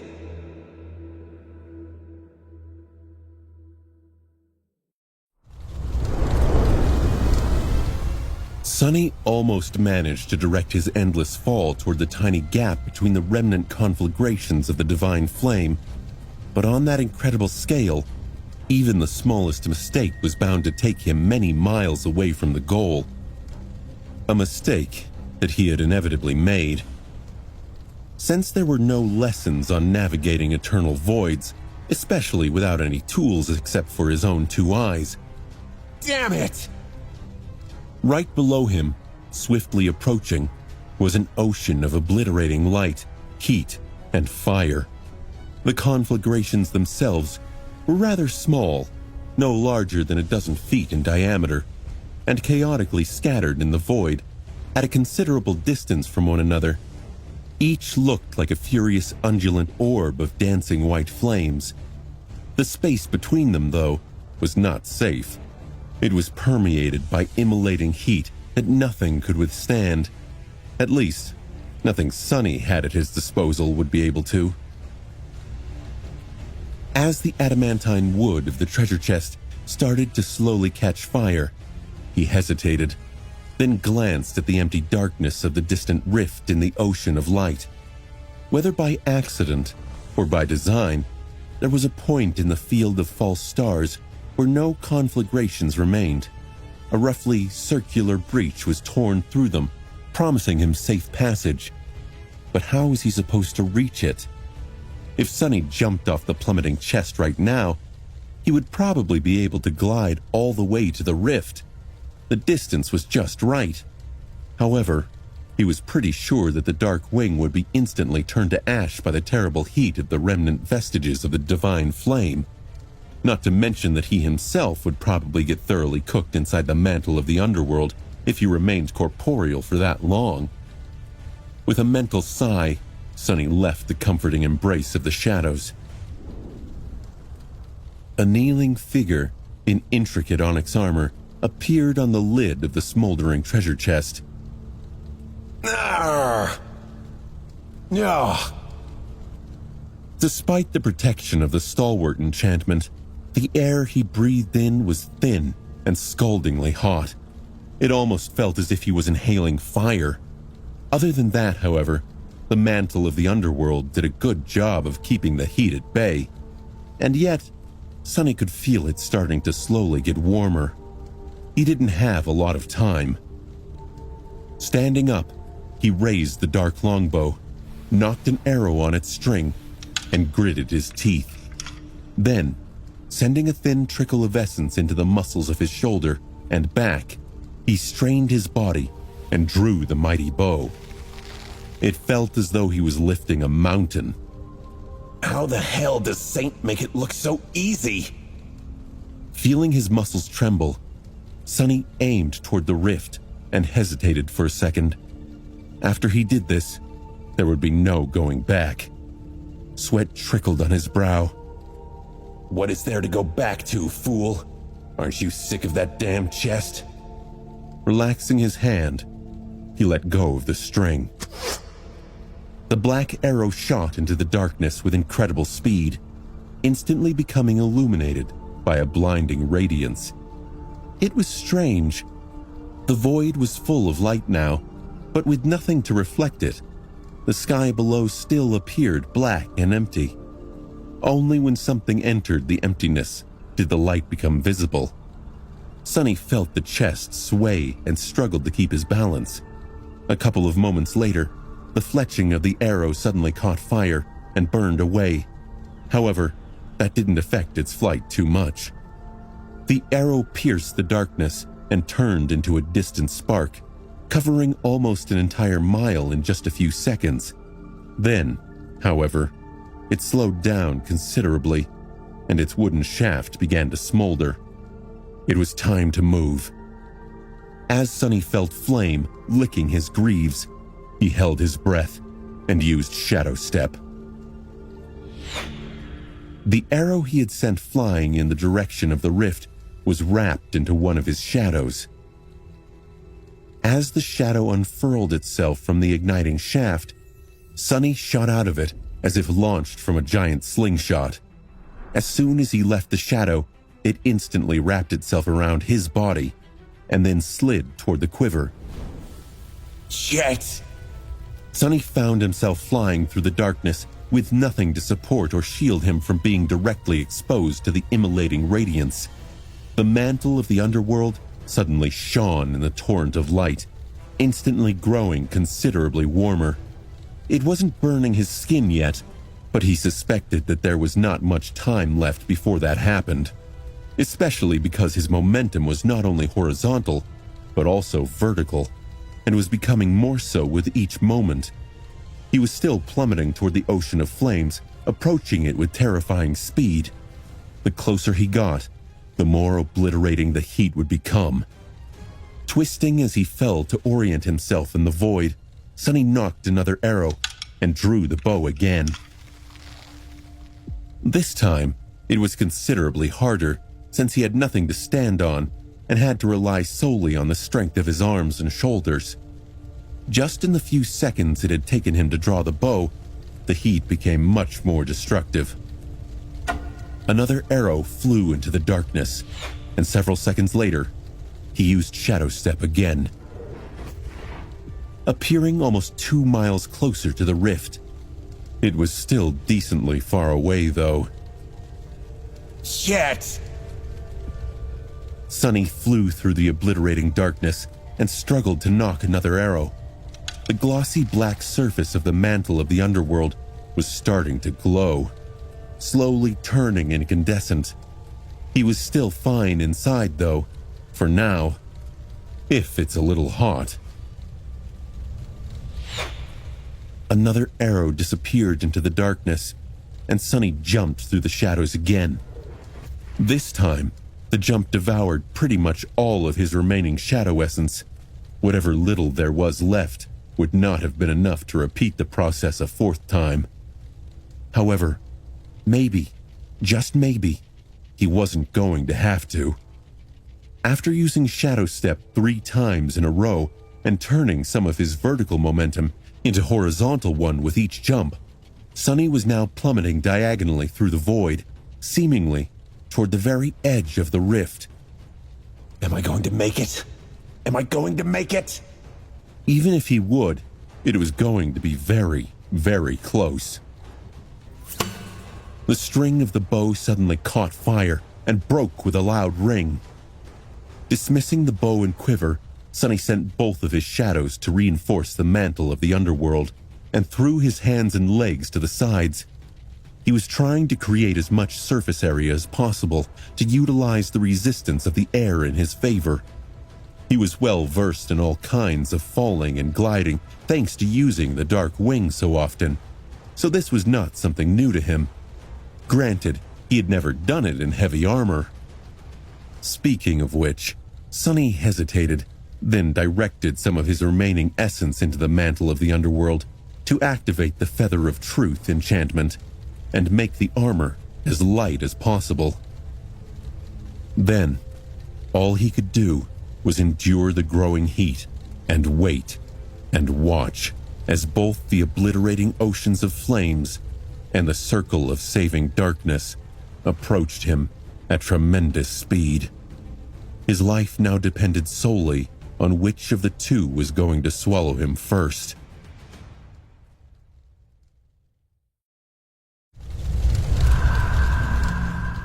Surrounded by a radiant halo, Sonny plummeted into the darkness. His breath was ragged and hoarse. and his eyes were blinded by the piercing shine of the immolating ocean of white flames beneath him.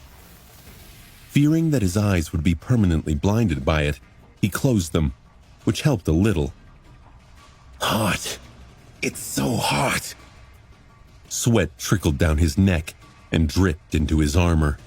He was drawing closer and closer to the remains of the divine inferno, and as he did, the stone-like metal of the mantle of the underworld was growing hotter and hotter. Soon, its outer layer turned bright red. Then, it started to melt. Shit! Sonny directed more of his remaining essence through the coils of the Soul Serpent, activating the living stone enchantment of the underworld armor. As the onyx melted and cracked, causing him excruciating pain, the mantle began to repair itself. Before anything could fully breach the surface of the incandescent onyx, the damage was undone. For now, the enchanted armor could heal itself faster than it was being destroyed. In large part, that was due to being augmented by both of his shadows. Sonny encountered another problem, though. It was getting harder and harder to breathe. Not even because the air was scalding and hot, but because there was not enough of it. Fire fed on oxygen, after all. Luckily, Sonny was no stranger to being deprived of it. What's more, thanks to the blood weave, he could get by without breathing for much longer than most awakened. He suspected that he would have to do just that very soon. Hopefully, he would be able to reach the rift shortly after that. And speaking of the rift, he carefully opened his eyes, squinting into the blinding inferno beneath, trying to judge whether or not he was going to make it. For now, it seemed that he would easily pass the field of fire and enter the dark emptiness. But that was just an illusion. Sonny had to factor in that his forward momentum was constantly growing weaker, which meant that his trajectory would become more and more vertical the longer he fell through the searing abyss. It was too hard to tell whether or not he was going to make it. Gritting his teeth, he shifted his weight and lowered one hand, grabbing the hilt of the cruel sight. Then, he raised the silver blade to his chest, threw a cursory glance at his warped reflection, and activated the Light Eater enchantment of the somber sword. Instantly, the mere blade began to absorb the merciless light of the false stars growing white-hot and incandescent. Sonny, however, found himself able to see once again. He even felt a little cooler, although it might have been just wishful thinking. Surrounded by a strange bubble of darkness left behind by the devoured light, Sonny plummeted toward the obliterating stars. Almost! I'm almost there! By then, the conflagrations of the divine flame were so close that it seemed as though he could reach out and touch them. No matter how hard Sonny tried, he couldn't draw in even a little bit of air into his lungs. The rift was so close. But in the end, it turned out to be just a little bit too far. Sonny reached the very edge of the field of flames. He only had to fly past one last cluster of conflagrations. However, his fall took him straight into the embrace of fire instead. Sonny would have screamed if there was any air in his lungs. Moving at a terrible speed, he pierced right through one of the seething orbs and emerged from the other side of it, wreathed in white flame. A terrible pain enveloped his whole being. But it wasn't physical pain. It was the similar kind of pain he had experienced while using the Broken Oath, only magnified 100-fold. Shadows! My shadows! His shadows were wrapped around the mantle of the underworld, and so they had been badly damaged by the divine fire. The armor itself had caught a flame and was now quickly disintegrating. The fire was spreading too, threatening to envelop him whole. Half blind from pain, Sonny did the only thing that could save him now. He dismissed the onyx armor. The mantle of the underworld fell into countless sparks of darkness, which then disappeared, causing the fire to be extinguished. Naked and hurtling, Sonny fell into the darkness and saw the cruel sight crack, the silver of its blade becoming dull and tarnished. Following an instinct, he deactivated the dark mirror enchantment and then dismissed that memory too. Finally, he wrapped the wounded shadows around himself and circulated what little shadow essence he had left through his entire body, spending all of it to make himself more resilient. And then he felt cool wind touch his blistering skin. Sonny fought through the terrible pain and opened his eyes. Behind him, there was a wall of ruthless radiance. But in front of him, there was nothing but darkness. He had reached the rift. Hurts. Everything hurts. Shit. I can't believe that worked. But fuck, at what cost? Sonny flew deeper into the rift, creating more distance between himself and the conflagrations of the divine flame. Of course, they were too close for him to feel comfortable, but at least he could breathe again and wasn't being cooked alive. Well, at least not very fast. Before being badly hurt by the divine flame, Sonny had hoped that somehow, miraculously, he would turn out to be immune to it. He was technically a shadow of a sun god's descendant after all. Why wouldn't he be immune to the manifestation of his master's domain? Well, his master's indirect ancestor's domain, to be precise. Plus, he was not just any shadow, but a divine one, left behind by Shadow God himself. Light and shadows were two sides of the same coin, weren't they? Sonny groaned in pain. As it turned out, the divine flame didn't care. Ugh. Currently, Sonny was falling through the rift. He had reached its center and dove straight down. Hoping to stay as far away from the surrounding stars as possible, it was as though there was a tunnel of empty darkness torn through the very heart of the field of flames, and he was following it down. Down, down, down. It was hard to even conceive of a world where he wasn't constantly falling down.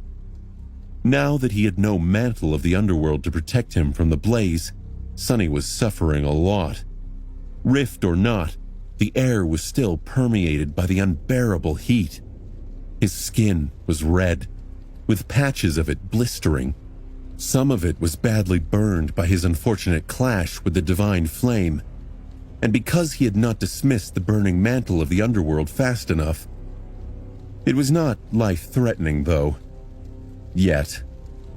Come on, end, goddammit! But the field of flames showed no signs of ever ending.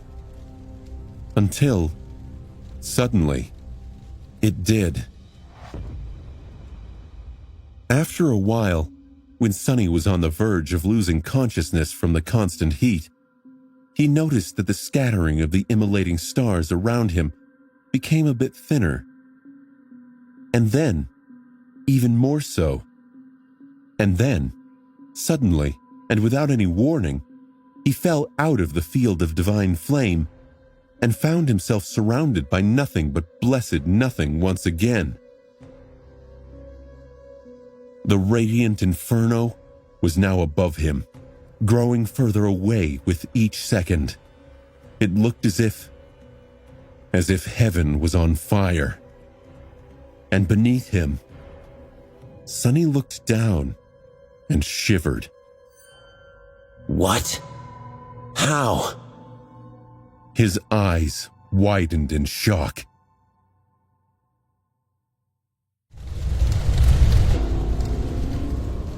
Out there, in the empty darkness of the void, something even darker loomed, hidden from the radiant light of the ocean of flame above. Sonny peered at the distant black silhouette and shivered. What the hell? What is it doing here? It can't be. Far below him, a small island, cut from dark stone, floated in the endless emptiness, surrounded by drifting slabs of shattered obsidian. A tall and magnificent pagoda stood in its center, built of a flawlessly black material that was neither wood nor stone. Its lusterless walls seemed to devour any light that touched them. It was the perfect replica of the ivory tower, but at the same time, it was the complete opposite. The two pagodas were so alike that for a moment, Sonny even thought that he had somehow found himself high up in the sky above. But no. The island that the obsidian tower stood upon was different. It was larger than the one every awakened on the Chained Isles was used to observing in the skies, and had no broken chains hanging from its stone slopes.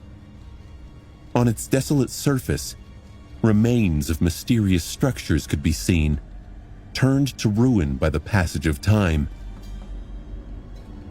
Several obsidian pillars protruded horizontally from its edges, stretching into the empty void like strange wharves. From high above, Sonny couldn't see much of the island in detail, but he was approaching it fast. Shit! Too fast!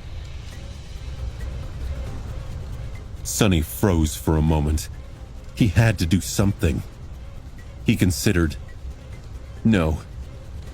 He suppressed the desire to immediately summon the Dark Wing. The divine flames were still too close, and their heat could damage the fragile memory. He had to wait for a bit. There was still time, even if it was going to run out pretty soon. Sonny continued to fall, waiting. With every minute, the heat of the immolating stars dissipated a little, and with each minute, the dark island grew closer and closer. Finally, knowing that there was no more time to waste, Sonny summoned the Dark Wing and commanded it to turn his fall into a glide. The dragonfly cloak turned into a blur behind his back, but it also began to produce thin wisps of smoke, threatening to catch a flame at any moment. Curses! Supported by the enchantment of the Dark Wing, Sonny's descent started to slow down little by little. His speed, however, was too great to be nullified in a single instant. It was dropping swiftly, but was it swift enough to prevent him from splattering all over the surface of the mysterious island? And was the transparent cloak even going to endure for long enough? Sonny cursed and trembled as he watched the obsidian tower approach. Here goes nothing! Damn! In the end, he still landed with enough speed that it should have shattered all the bones in his legs from the impact against the ground. But at the last moment, Sonny turned into a shadow and dove deep into the darkness enveloping the island instead. Safely embraced by the shadows, he submerged himself in them and finally allowed his mind to relax. Safe. I'm safe. He was finally safe. For a few seconds at least. But Sonny was in a world of pain. His shadow essence was running out, too. Also, he had no idea what terrifying danger was waiting for him on the mysterious island that remained hidden in the deepest reaches of the sky below for thousands of years, nor what deadly secrets waited for him inside the obsidian tower. But for now, he did not care. All he cared about was that he was not falling anymore. He wasn't falling or trapped in a blank void of black nothing. Bliss. This is pure bliss. Floating in the dark embrace of shadows, Sonny couldn't get enough of the fact that, for the first time in almost a month, he was stationary. He finally had solid ground under his feet again. Metaphorically speaking, of course. In any case, it was such a beautiful feeling. Sonny allowed himself to relax and rested for a bit, safely hidden in the deep, dark shadows. After a while, he sighed and forced himself to turn his attention to the outside world.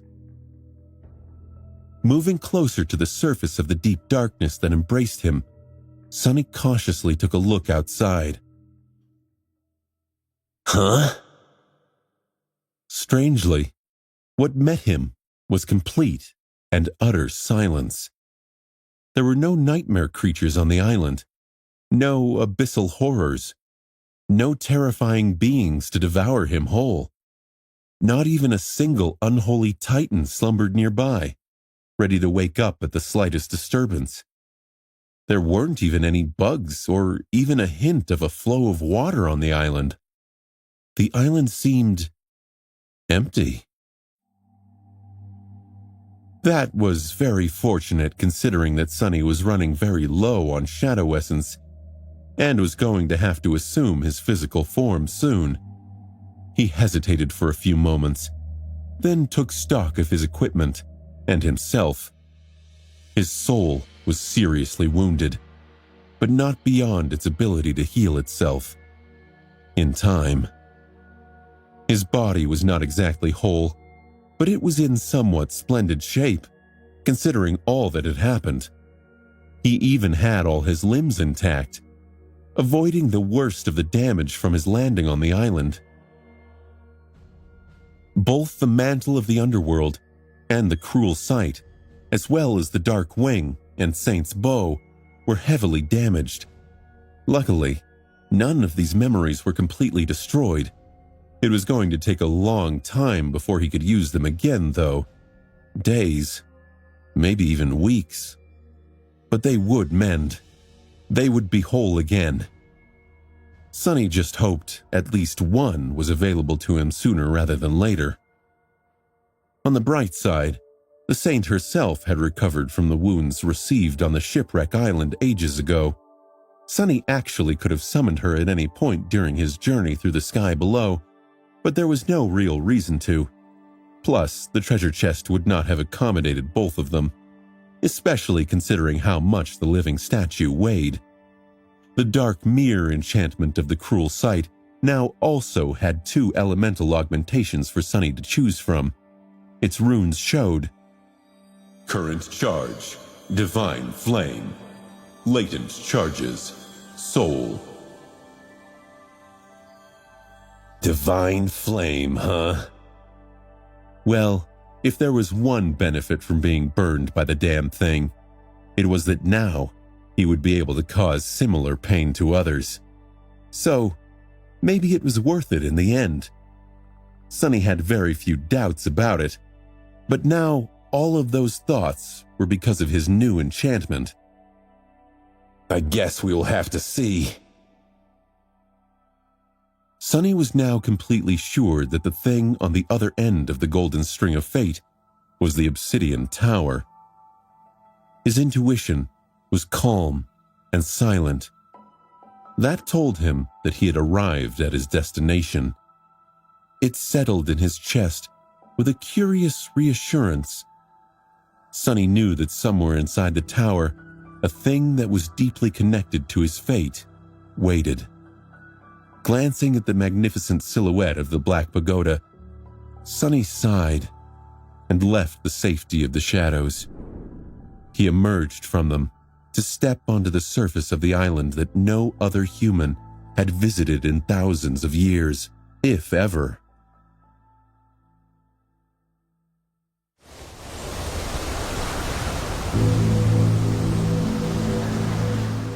Sonny stood naked on the rocky surface of the dark island. He grimaced and looked at his body, which was a map of burns, some more severe than others, then summoned the puppeteer's shroud. Not wishing for the soft fabric to touch the worst of his wounds, he left it the way it had been during the later stages of his journey through the sky below, with the leather elements gone and the upper garment undone and tied around his waist. This time, his body was wrapped in shadows and appeared black, as if cut from the same obsidian that the dark island consisted of. The coils of the soul serpent seemed to shimmer as the essence flowed through them. A moment later, Saint stepped from behind him and moved forward, summoning the Midnight Shard as she walked. Knowing how badly his soul was damaged, Sonny decided to keep the broken oath locked away for a while, so the shadow would no longer be surrounded by the destructive aura. He was also not in any shape to fight himself, at least not very efficiently, and that was why the austere Tachi was currently in the hands of the taciturn demon. If push came to shove, Sonny would either use the Moonlight Shard or command the Soul Serpent to assume the Odachi form.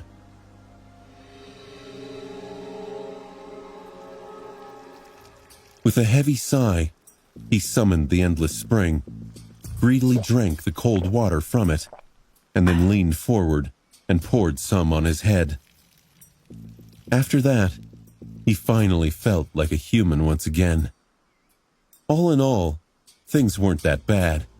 He was alive and in one piece, suffering from neither thirst nor hunger. Here on the dark island, the air was pleasantly warm. Bright stars burned in the empty void high above, making for a beautiful view. Right in front of them, the graceful silhouette of the obsidian tower rose from the ground like a black rift in reality. It turned out to be much larger than Sonny had thought, but nowhere near the scale of the Crimson Spire. That cursed thing seemed to be too gargantuan to even exist, while the ancient pagoda was more or less fit to have been built for humans. Well, maybe for extremely tall humans. Or tiny giants? As Sonny studied the obsidian tower, Saint tilted her head and stared at the black pagoda too, her ruby eyes reflecting some strange emotion. Was it recognition? Why would his shadow recognize a tower hidden in the depths of the abyss below the Chained Islands? Strange. Sonny frowned, then dismissed the Endless Spring. He remained motionless for a few moments, then slowly headed toward the tall pagoda. Saint followed. As they walked across the island, Sonny had time to look at the various ruins left on its surface. It was hard to determine what they had been once, but Sonny got the feeling that he wasn't looking at the remains of buildings, more like structures, devices.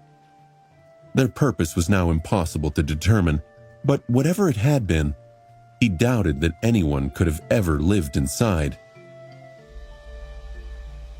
The closest he could get to expressing his feelings was that these ruins reminded him of most of the bowels of the underground factory his mom had worked in when he was little. Even though the factory was much larger and built of alloy instead of cut blocks of obsidian, not to mention much more advanced, the sensation was the same. Just what was the purpose of this island? Who lived here? Who built that strange tower?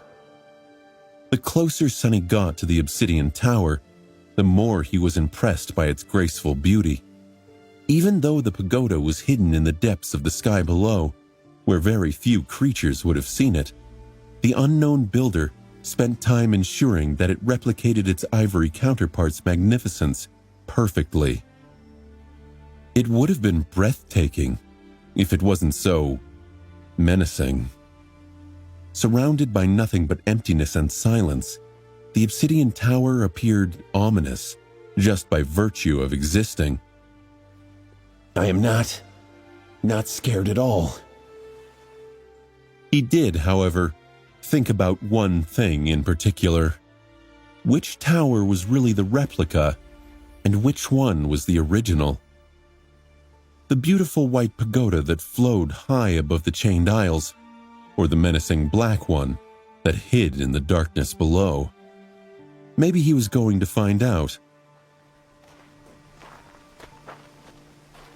Soon, Sonny and Saint approached the tall gates of the obsidian tower. Nothing attacked them, and no frightening sound came from inside, announcing that something that dwelled beyond the black gates was awakening in hunger. The pagoda was silent, just like the rest of the dark island. The strange thing, though, was that Sonny could not feel any shadows on the other side of the massive door. Not because there weren't any, but because the walls of the tower seemed to shield the interior from his shadow sense. Ugh. A cold shiver ran down his spine. I have never encountered anything like this before. Have I? He hesitated, then approached the black door, summoned the moonlight shard, and scratched its surface. A layer of black dust fell down, revealing a much harder and even blacker surface beneath. Sonny raised an eyebrow. Soot? The entire pagoda was covered in a thick layer of soot. He stood motionlessly for a bit, trying to understand the meaning of this fact, then simply shrugged and studied the ancient gate. The problem he was facing was that the gate didn't have a handle to open, a keyhole, a bell to ring, or a knocker to announce his arrival. How the hell am I supposed to open it? Without shadow sense, he couldn't use Shadow Step to simply appear inside. So, for the moment, Sonny was stuck. It would be very, very funny to travel all this way only to find out that I can't open a damn door, right? Slightly embarrassed, he looked at Saint and asked, Any ideas? He didn't really expect an answer from the taciturn demon, but to his surprise, the shadow stared at him for a few moments, and then lowered her sword. Then, she raised one hand and pointed to her eye. Sonny observed all of that in complete bewilderment, then blinked a couple of times. Eye? What does she mean? Then, an idea came to his mind. Turning back to the door, he put one hand on it, and then shifted his gaze in a similar manner he did when looking beneath the surface of memories to look at their spell weave. And there, beneath the obsidian surface of the tower's gate, he saw it. A weave. It wasn't the weave of the ethereal threads he was used to seeing, though. Instead, it was a much cruder and more primitive version, created from very physical diamond strings that stretched beneath the stone surface, creating a beautiful but simple pattern. Sonny had only seen this type of weave once before, inside Saint herself. Back when she was just an echo, he had noticed it, hidden behind the radiant pattern of the spell weave. He had thought that it was what made the stone warriors alive in the first place, that it was created by the last child of the unknown in the cavernous halls of his dark domain, and that it might have been the precursor to the spell itself, or maybe an imitation of it. Was this tower built by the Lord of the Underworld too, then? Sonny hesitated for a moment, then moved his hand to a particularly bright node of the diamond weave and sent a small amount of shadow essence into it. For a moment, nothing happened. And then, the gates of the obsidian tower opened.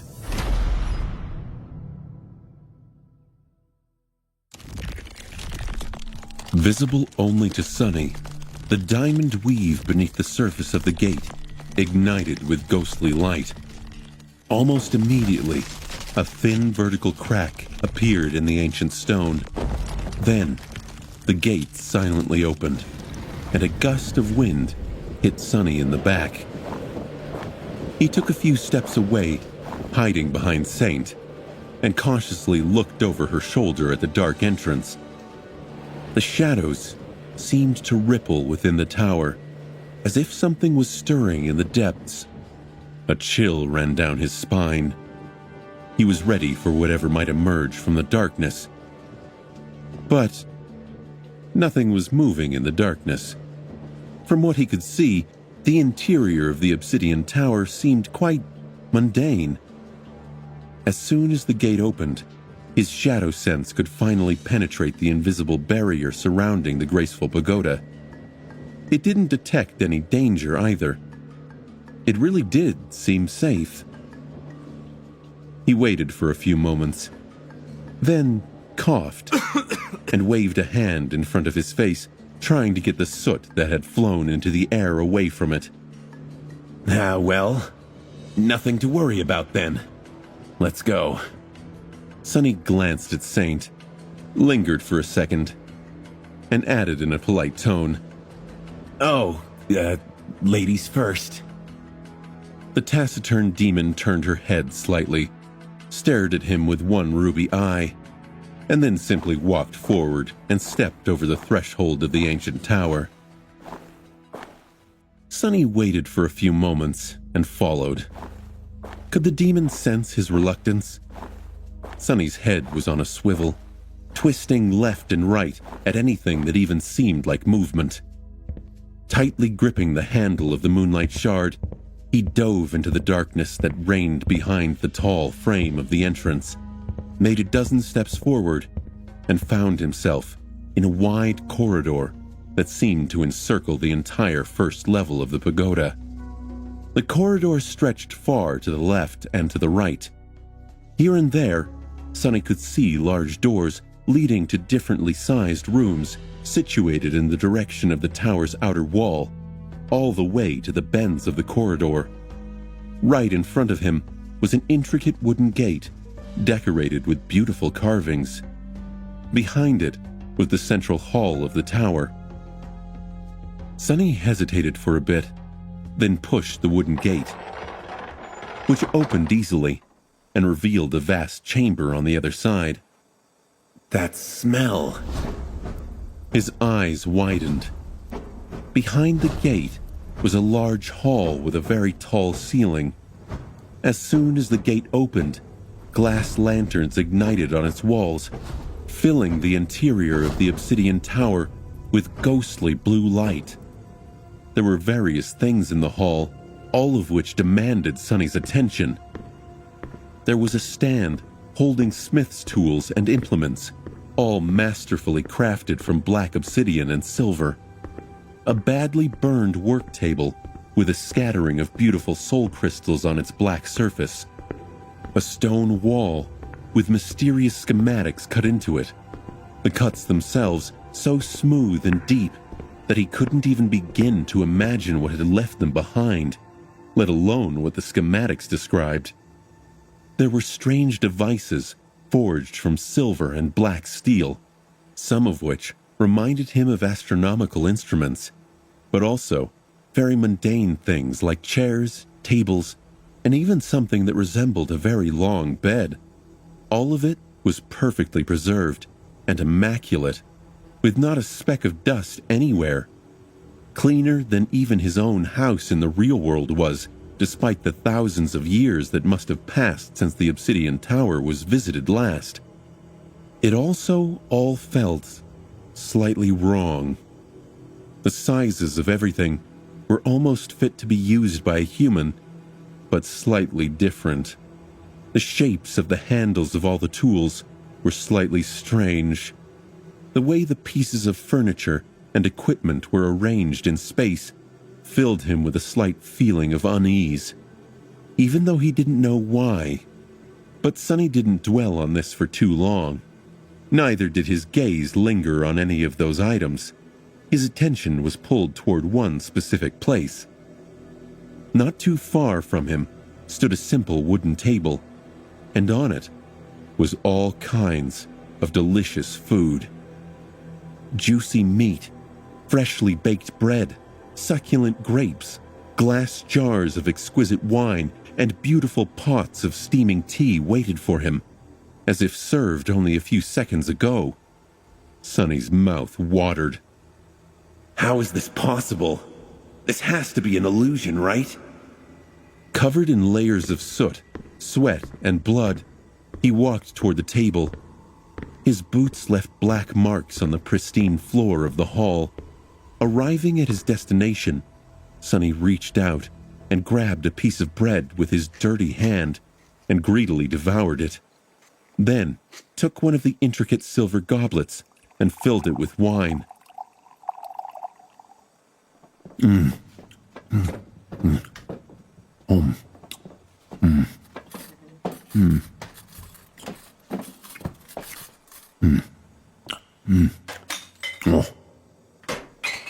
The rest of the goblets clattered to the floor, thrown off the table by his careless movement.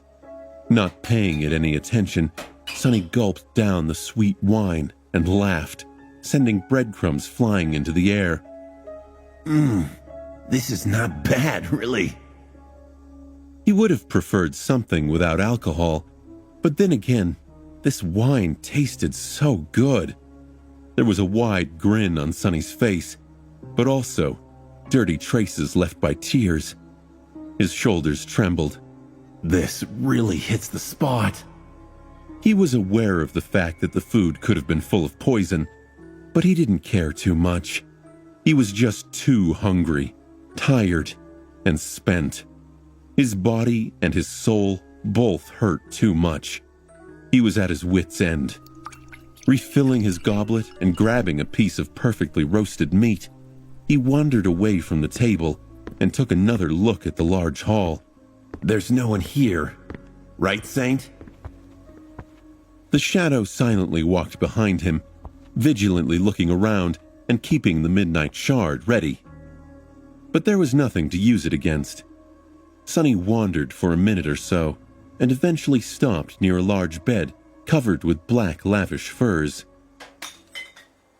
Dropping the empty goblet on the floor, he hesitated a little and then climbed into the furs. Who's been sleeping in my bed? Sonny dismissed the puppeteer's shroud and lowered his heavy head onto a soft pillow. He wanted to give Saint the command to stand guard, but there was no need. The taciturn demon was already doing exactly that. Before Sonny could think about something else, the exhaustion of the past few weeks took over his mind, and offering almost no resistance, it slipped easily into the embrace of darkness. The first thing Sonny ended up doing after discovering the obsidian tower and finding his way inside was falling on a bed and going to sleep. He slept well.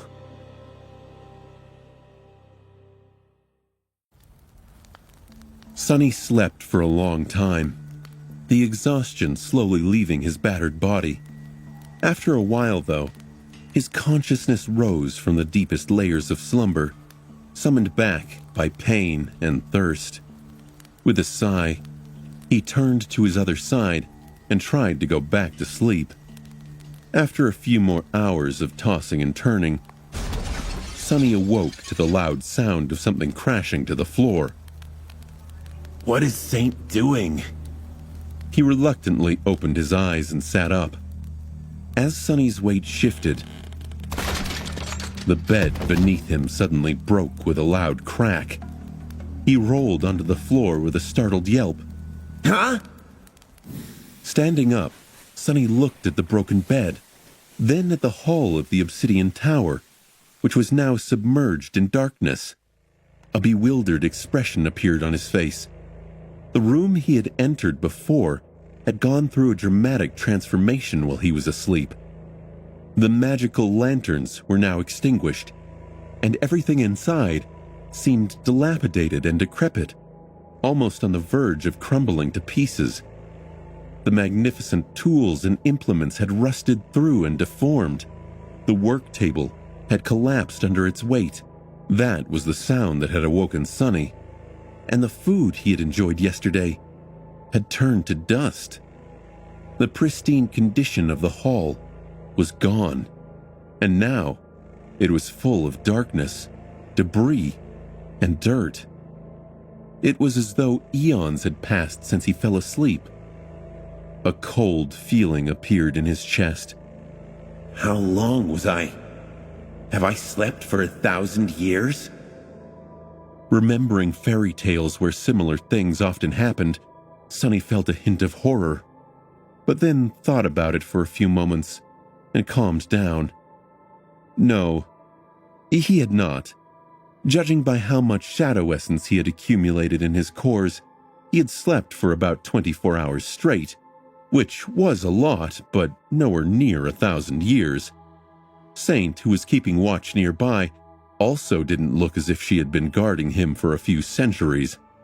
Instead, it was the pagoda itself that had aged, as if an invisible seal that had kept it untouched by the passage of time for all those thousands of years was now broken, and time was finally catching up with it. Time was the most relentless destroyer after all. Sonny sighed with relief, then grimaced. Curses! I should have eaten more yesterday. Much, much more. All that delicious food wasted. Shaking his head dejectedly, Sonny looked around, then assessed his own state. His wounds were already much better than they had been the day before. The burns were still rather painful, but they were well within his capacity to endure without being slowed down in battle. At least, not too much. A couple more days of rest, and he would be close to being fully back to normal again. He was really hungry, though, but that was going to have to wait. Summoning the Moonlight Shard, Sonny gave the Saint a command to follow and went to explore the Obsidian Tower. It took Sonny about an hour to fully explore the first level of the ancient pagoda. Some of the doors in the outer corridor had collapsed and turned to dust. Some remained standing and required him to use a tiny bit of shadow essence to unlock them. Behind the doors were all kinds of rooms. Most of them were empty, suggesting that the master of the tower had moved away a long time ago, taking all the valuable things with him, while some contained weathered debris and dust. Sonny spent a lot of time trying to understand what all these things had once been, but the damage done by the accelerated time was too extensive to even guess. Such a shame. Feeling strangely disappointed, Sonny decided that it was time to move on to other levels of the tower. He still had to find the thing that had pulled him toward this place, as well as, hopefully, some means of returning either to the Chained Isles or to the real world. The idea of being stuck on this island forever did not seem very appealing, especially now that there was no food anywhere around. Not finding anything interesting on the first level, Sonny decided to explore further. From the outside, it had seemed as though the Obsidian Tower had 6 levels, which surprised Sonny. He had expected there would be 7. However, after finding 2 stairwells, one stair leading up, the other leading down, he realized that there was an underground level too, which explained this small discrepancy. Everything having to do with the spell and the dream realm had a tendency to be tied to the number 7, except the gods, of whom there had been only 6. I guess that's why they are called gods. No law can bind them. Not even such a weird and random law as all things coming in 7s. Sonny looked up, then looked down, and decided to explore the underground level first. Letting Saint go ahead, he entered the spiraling staircase and descended into the depths of the dark island. Unlike the ground level, the basement of the Obsidian Tower turned out to be one giant hall, and in it, Sonny recoiled. For a second, it seemed as though hundreds of dismembered corpses were piled at the center of the hall, forming a morbid hill. But as Sonny took a step back and instinctively raised the Moonlight Shard, He realized that he made a mistake. The bodies piled in the center of the chamber were not that of people. Instead, they were dolls. Hundreds of broken porcelain dolls, each the same size of a human, were discarded in the underground hall. Their fragile bodies were shattered and broken, laying there like abandoned toys. Some were missing limbs. Some were left with gaping holes in their torsos. Some had long ago turned into piles of small fragments with not even their faces remaining. But those faces that did remain. Sonny tilted his head, then glanced at the saint. Every broken doll had the same face, or rather, all of their faces looked alike, as if they were all imperfect copies of the same original. They had the same flawless, inhumanly beautiful features that the saint had. Only the craftsmanship behind the faces of the broken dolls seemed much less refined, as though the sculptor had not yet perfected his skill when creating them. They all looked like the saint's lesser siblings. If Sonny ever had doubts that the Obsidian Tower had once belonged to a certain underworld demon, now there were none. The last child of the unknown had clearly spent some time here. This was probably the one who had created the Black Pagoda in the first place, for some mysterious purpose Sonny couldn't even begin to guess. Then, however, his attention was drawn to something else. The floor of the vast hall was covered by a thick layer of dust, which should not have been disturbed in a few thousand years. But it had been. A set of fleet footprints led all the way from the bottom of the stairs where Sonny was standing to the pile of broken dolls, circled it, and then mysteriously disappeared. Sonny stared at it for a few moments, surprised. Someone had entered the Obsidian Tower before me.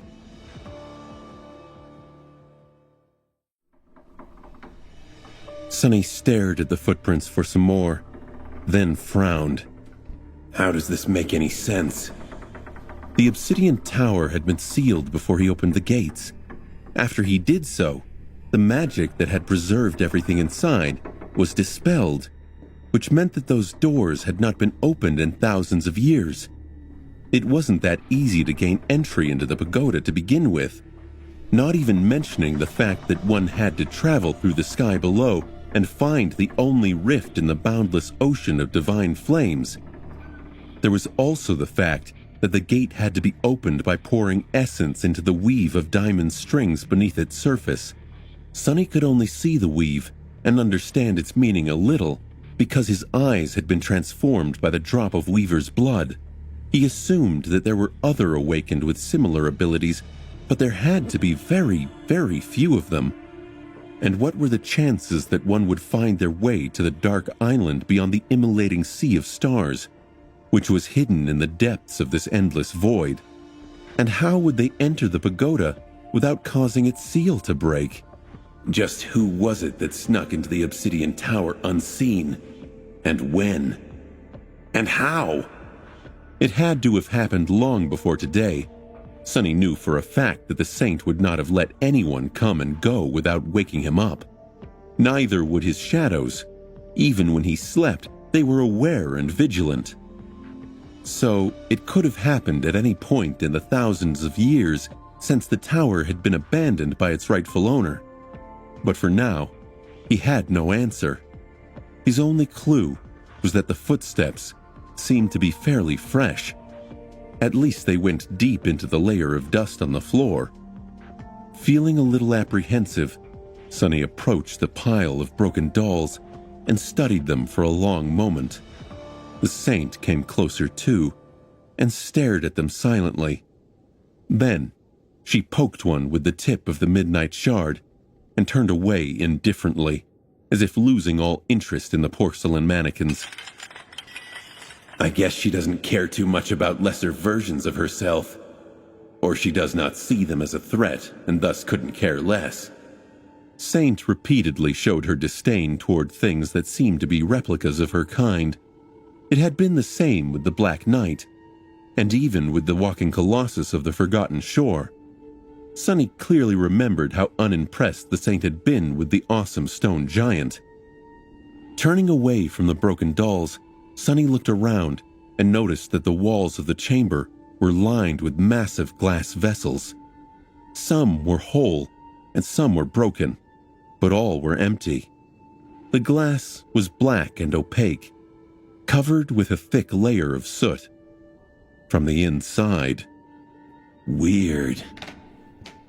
not finding anything else of interest on the underground level, he returned to where he had started and rested for a while, drinking water from the endless spring and trying to suppress his hunger. This place is so eerie. It was indeed. The black tower stood at the edge of an endless void of darkness, empty and abandoned, with everything inside of it made out of nothing by an inhuman mind. It was not a very welcoming place, at least not for humans. Sonny stared at the ancient walls that surrounded him and wondered about the secrets of the past. After a while, he stood up and cautiously headed for the second level of the Great Pagoda. As soon as Sonny set foot on it, though, he instantly felt that something was very, very wrong there. The feeling of deep, subtle, primordial terror he suddenly experienced was unlike anything he had known before, with the exception, perhaps, of those few moments back on the Forgotten Shore when the walking colossus had lifted the giant three-eyed skull from the depths of the dark sea. But here, this feeling was even more dire, even more invasive. What is this? Just like the underground level, this one consisted of only one great hall. The black walls rose high into the darkness, creating a magnificent and solemn atmosphere. At the center of it, cut into the obsidian floor, was a massive silver brazier, and in it, Sonny shuddered and took a step back. Something was growing from the brazier, spreading outward like a vile kind of rot. It had infected the very stone of the ancient tower, turning it into a semblance of repulsive, black, pulsating flesh. The silver brazier was infected by the terrifying growth, too, its metal somehow becoming a part of it. It seemed as if everything would become absorbed and transformed by the spreading corruption as long as it was touched by the harrowing growth. It felt as if entire worlds would be devoured by it, perhaps, if given a chance. Sonny felt bile rise in his throat. He nearly gagged, but held it back, trying his best not to draw this thing's attention.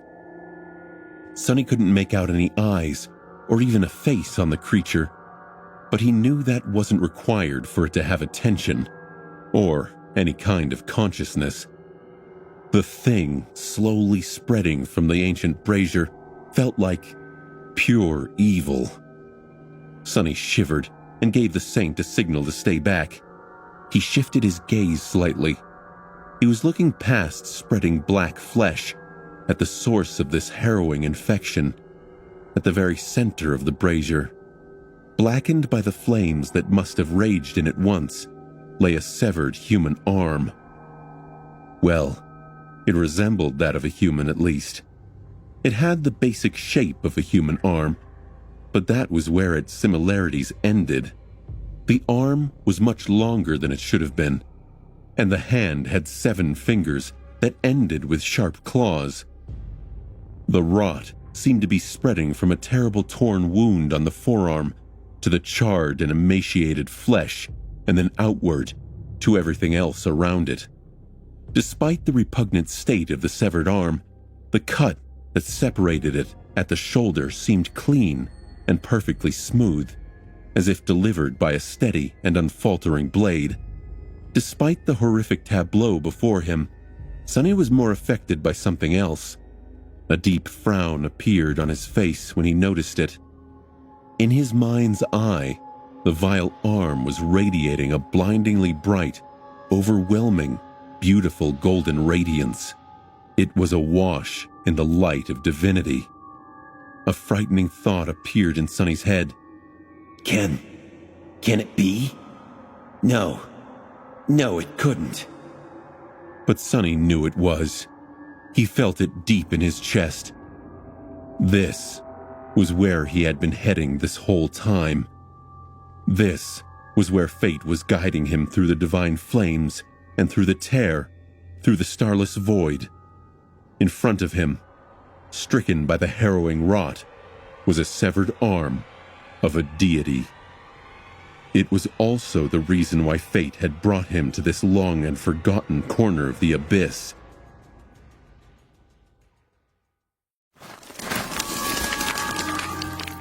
Sonny stared at the severed arm of an unknown deity, then at the harrowing, profane rot spreading from it. Then he tiredly rubbed his face. Why can't anything ever be easy? He was sure that his fate was somehow connected to that arm, which meant that he was going to have to get to it somehow. But Sonny was also sure that there weren't enough rewards in all of the universe to make him go anywhere near that rot, let alone touch something infected by it. He had the feeling that this thing was way, way out of his league. He suspected that the divine being had ruthlessly severed their own arm because even someone as powerful as that had no means to resist that kind of spreading corruption. What was Sonny supposed to do then? Trying to remain as far from the rot as possible, he studied it for a while, before coming to a strange conclusion. Or, rather, a strange question. If the corruption was so terrible, then why had it not spread through the entire tower? Why had it only managed to crawl a few feet out of the silver brazier, turning a small portion of the second level of the pagoda into its flesh? Scratch that. Why didn't the whole island become one giant chunk of rotten black? Whatever the hell that thing is. The answer was not hard to guess. It was because the rot, just like everything else inside the tower, had been sealed away from time for thousands of years. At least that was the somewhat logical answer to such an incredibly fantastical reality. And now that Sonny had broken that seal, his frown deepened as he glanced at the silver hearth that was overgrown and had become a part of the spreading rot. Now there were only two possibilities. Time was going to catch up to the devouring corruption, and it was either going to slowly consume everything, or starve and die. Could that thing last for thousands of years with nothing to feed on except for cold stone? Did it need to feed on flesh and souls? Or would anything do? I guess I am going to find out. Keeping an eye on the patch of harrowing rot, Sonny tried to suppress his fear and took a step forward. It didn't seem like the rot was spreading, at least not yet. Or at least it wasn't spreading fast enough for him to watch in real time. In any case, he wasn't going to get closer to it. But he also knew that if the worst happened, he had no tool at his disposal that would save him. If that thing began to grow, slowly spreading across the whole of the obsidian tower, and then across the whole island, Sonny was simply going to die. Probably jump down into nothingness to avoid becoming a part of that thing.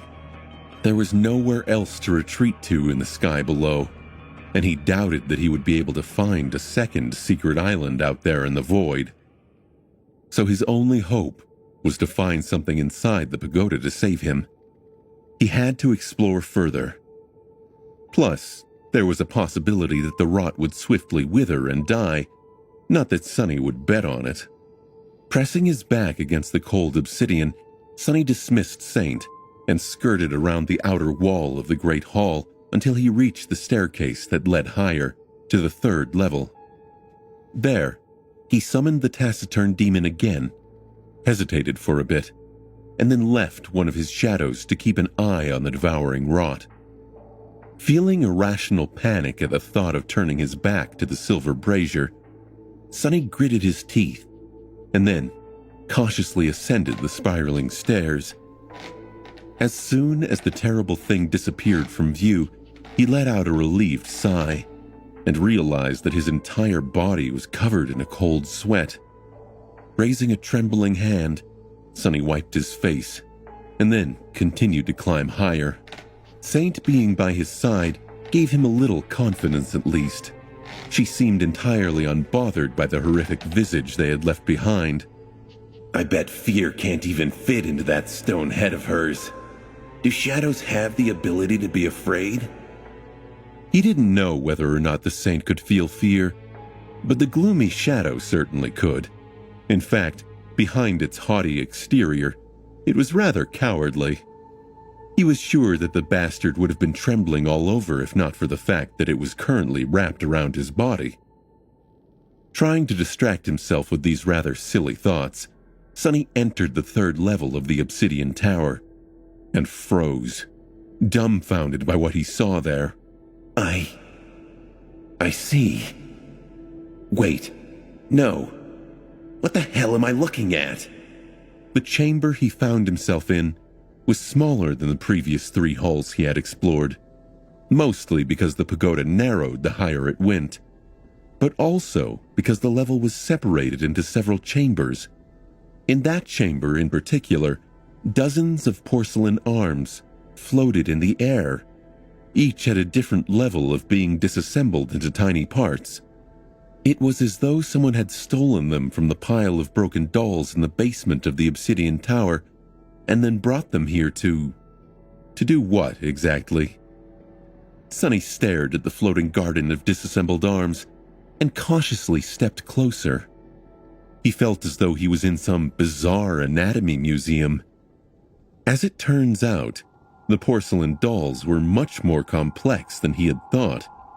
In their disassembled state, their limbs showed how intricate their design was, and how many moving parts went into making each one as functional and articulated as that of a human. The joints, in particular, seemed like a marvel of engineering, not to mention the incredibly delicate weave of the diamond string beneath.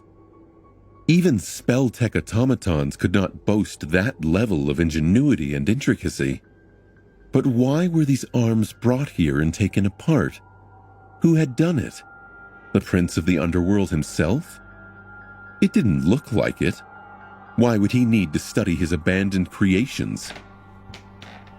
It all became clearer when Sonny reached a stone pedestal standing at the far end of the chamber and saw a faint golden light emanating from a small object laying on it.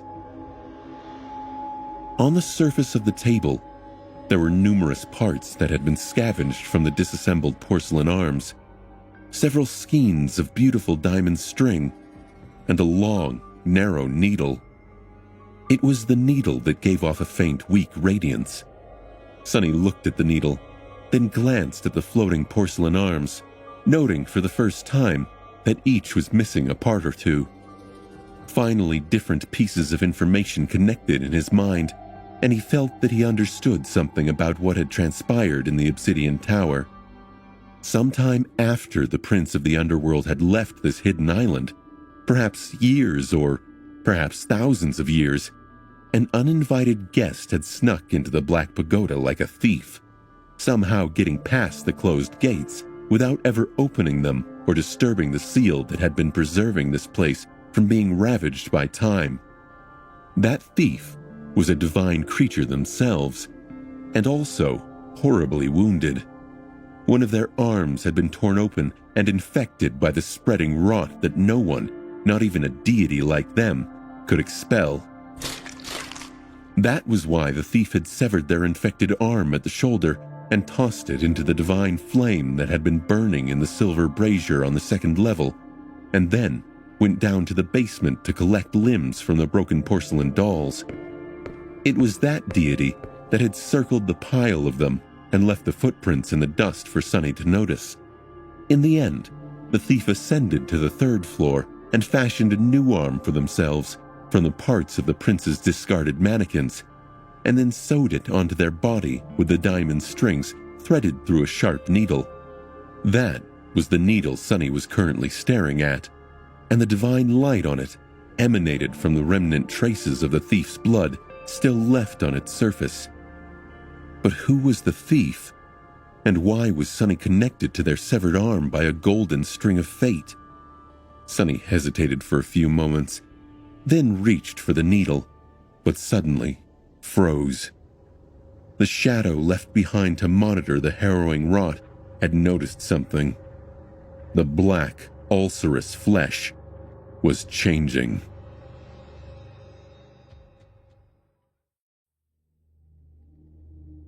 Sonny faced the stairwell and stood motionless, looking at the black rot through his trembling shadow. Sensing something, Saint turned around too. The tip of her sword hesitantly rose into the air.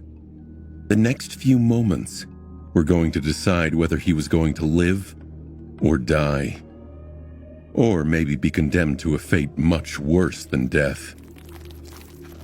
One level lower, the harrowing corruption that had been spreading from the severed arm of a deity was moving. The black, ulcerous flesh was rising and falling, as if in the throes of death or transformation. Sonny gritted his teeth and waited for a second. What's happening here? He then breathed out with immeasurable relief. Dying. It's dying. It felt as though he had been sentenced to execution, only for a pardon to arrive at the last possible moment, when the rope was already pressing on his neck. Indeed, the terrifying rot was withering. As thousands of years passed since it was locked in the obsidian tower caught up with it, the devouring corruption appeared to be dying of starvation. The stone surface assimilated into it convulsed and wriggled as if consumed by pain. The silver brazier was melting. The growths of the bulbous black flesh were slowly receding, their color turning ashen. The process was slow, but at the edges of the patch of corruption, the rot was already turning into wisps of darkness, which then disappeared without a trace. As tension left Sonny's body, he couldn't help but sway a little. Good. Something has gone my way at last. Before, he had been considering his options and finding no possible way to escape from the rot if it was to start spreading. He had considered trying to damage it with Broken Oath, but doubted that anything the awakened memory could do would work, considering that even the original owner of the seven-fingered hand resorted to severing their limb completely instead of trying to destroy the spreading corruption. He had also entertained the idea of using the cruel sight, which was now infused with divine flame, but something told Sonny that the massive brazier where the rot had taken root had once been full of it too. That was apparent from how charred the severed arm of the transient deity was. If even thousands of years of burning and annihilating divine flame couldn't destroy or stop the black rot, then what hope did he have? In the end, though, the corruption had destroyed itself. Neither divine flame nor an actual deity had been able to damage the black rot, but its hunger and the relentless nature of time were. Thank gods. Sonny inhaled deeply and tiredly closed his eyes. The corruption was slowly dying, pieces of it slowly disappearing bit after bit. All that was left behind were the damaged stone and the memory of primal horror. He grimaced. But also, damn the gods.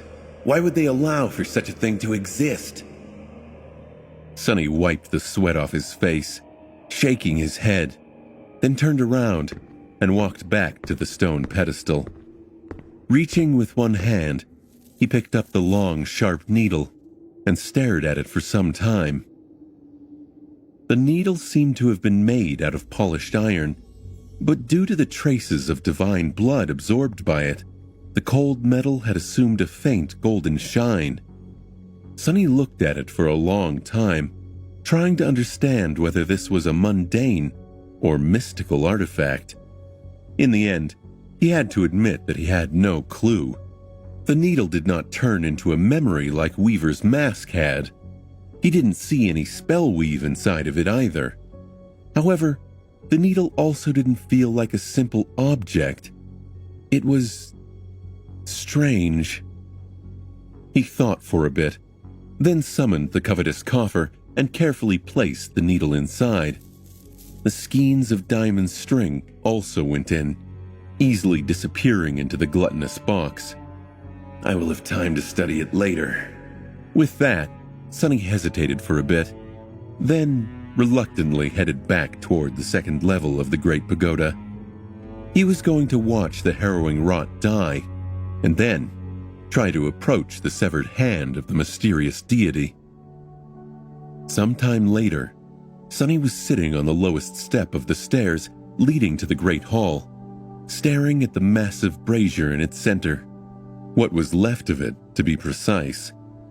The devouring corruption took its sweet time dying.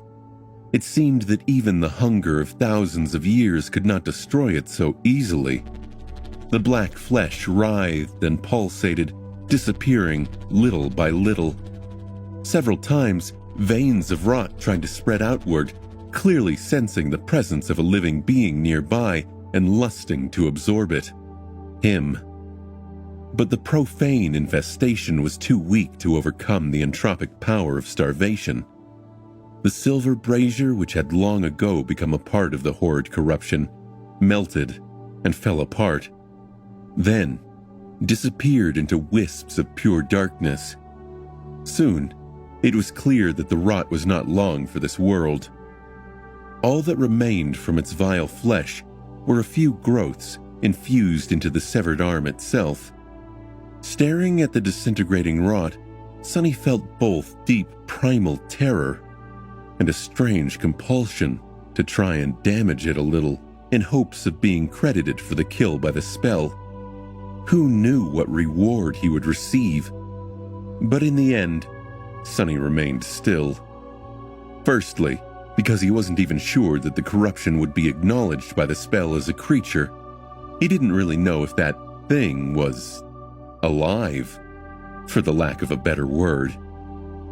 If it was an entity, a process, or a manifestation of some profane law that he didn't know of. Secondly, because he was absolutely unwilling to approach the rot. Even now that it was dying, he wasn't even willing to let his memories get anywhere near it. The memories were connected to his soul, after all. Who knew if that thing was capable of spreading to a memory and then to his very soul through the invisible link?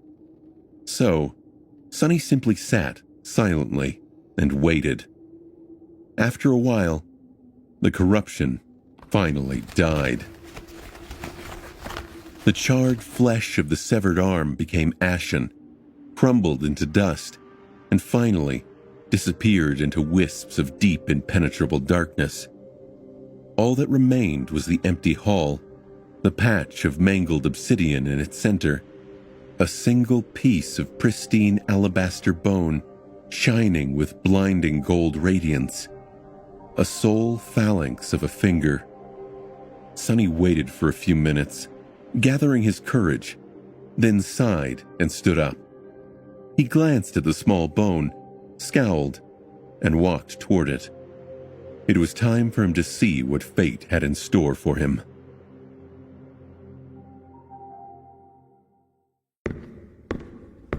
Sonny stepped into the patch of mangled obsidian and slowly approached the alabaster phalanx, then kneeled beside it and lingered, studying its golden shine.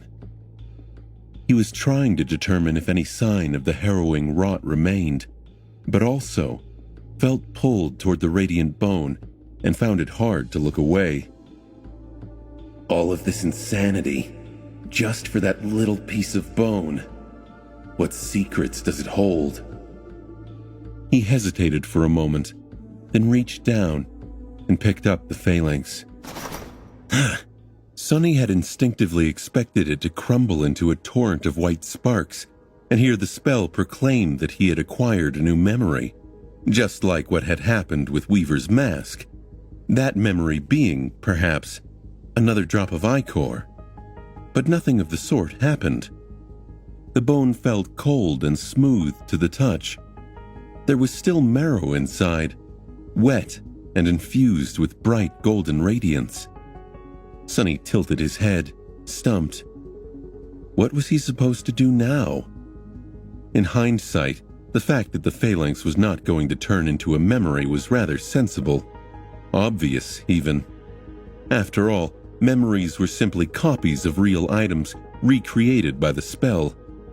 Just like echoes were copies of actual creatures, or items conjured by it from scratch following some unknown principle. This, however, was the real deal.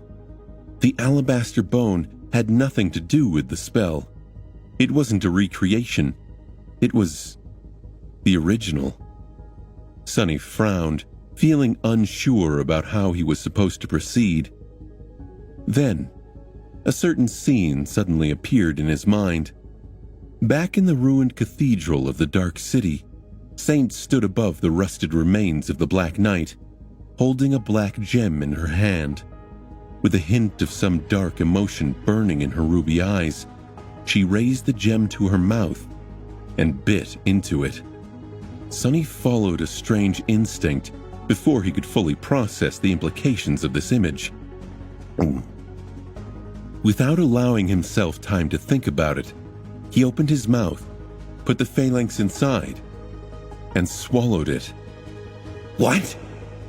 He blinked a couple of times. What did I just do? Sonny stared at his empty hand, in which a divine bone had been just a few seconds ago, with wide eyes. And then, it was as though a furious fire ignited in his chest. Crap! Oh! Sonny tumbled to the floor, feeling a harrowing pain permeate his entire being. It was the unbearable agony he knew and remembered all too well. The feeling of his very nature being forcibly changed into something that it was never meant to be. That nothing was ever meant to be. Or maybe simply not allowed to. It was the opposite of the euphoric sense of rebirth, of the awakened experience after completing the first nightmare, or returning from the dream realm for the first time. The feeling of your whole body being torn apart and reassembled, only to be torn apart once more. Oh, here we go again. Ah! Oh! The torturous suffering he was experiencing was very similar to what he had gone through after consuming the drop of Weaver's blood. Back then, it had felt as though every muscle, every fiber, and every molecule in his body were destroyed and recreated over and over again, becoming slightly different each time. The agony had been especially excruciating when it came to his eyes, which had felt as though two white-hot rods were inserted into them. This time was different. The pain was concentrated in his spine, in his bones, and in the marrow permeating them. His fingers, in particular, felt as though molten incandescent liquid metal was flowing through them. Ah! Ah! Sonny shrieked. Damn it! God damn it! Damn it all! It hurt so much. However, the torture did not last as long as it had back in the branches of the soul-devouring tree. After a few more minutes of it, Sonny felt the blood weave suddenly come alive and rush through his veins, absorbing the harrowing heat and then carrying it to every cell of his body. Slowly, but surely, the pain lessened, but the process of transformation continued.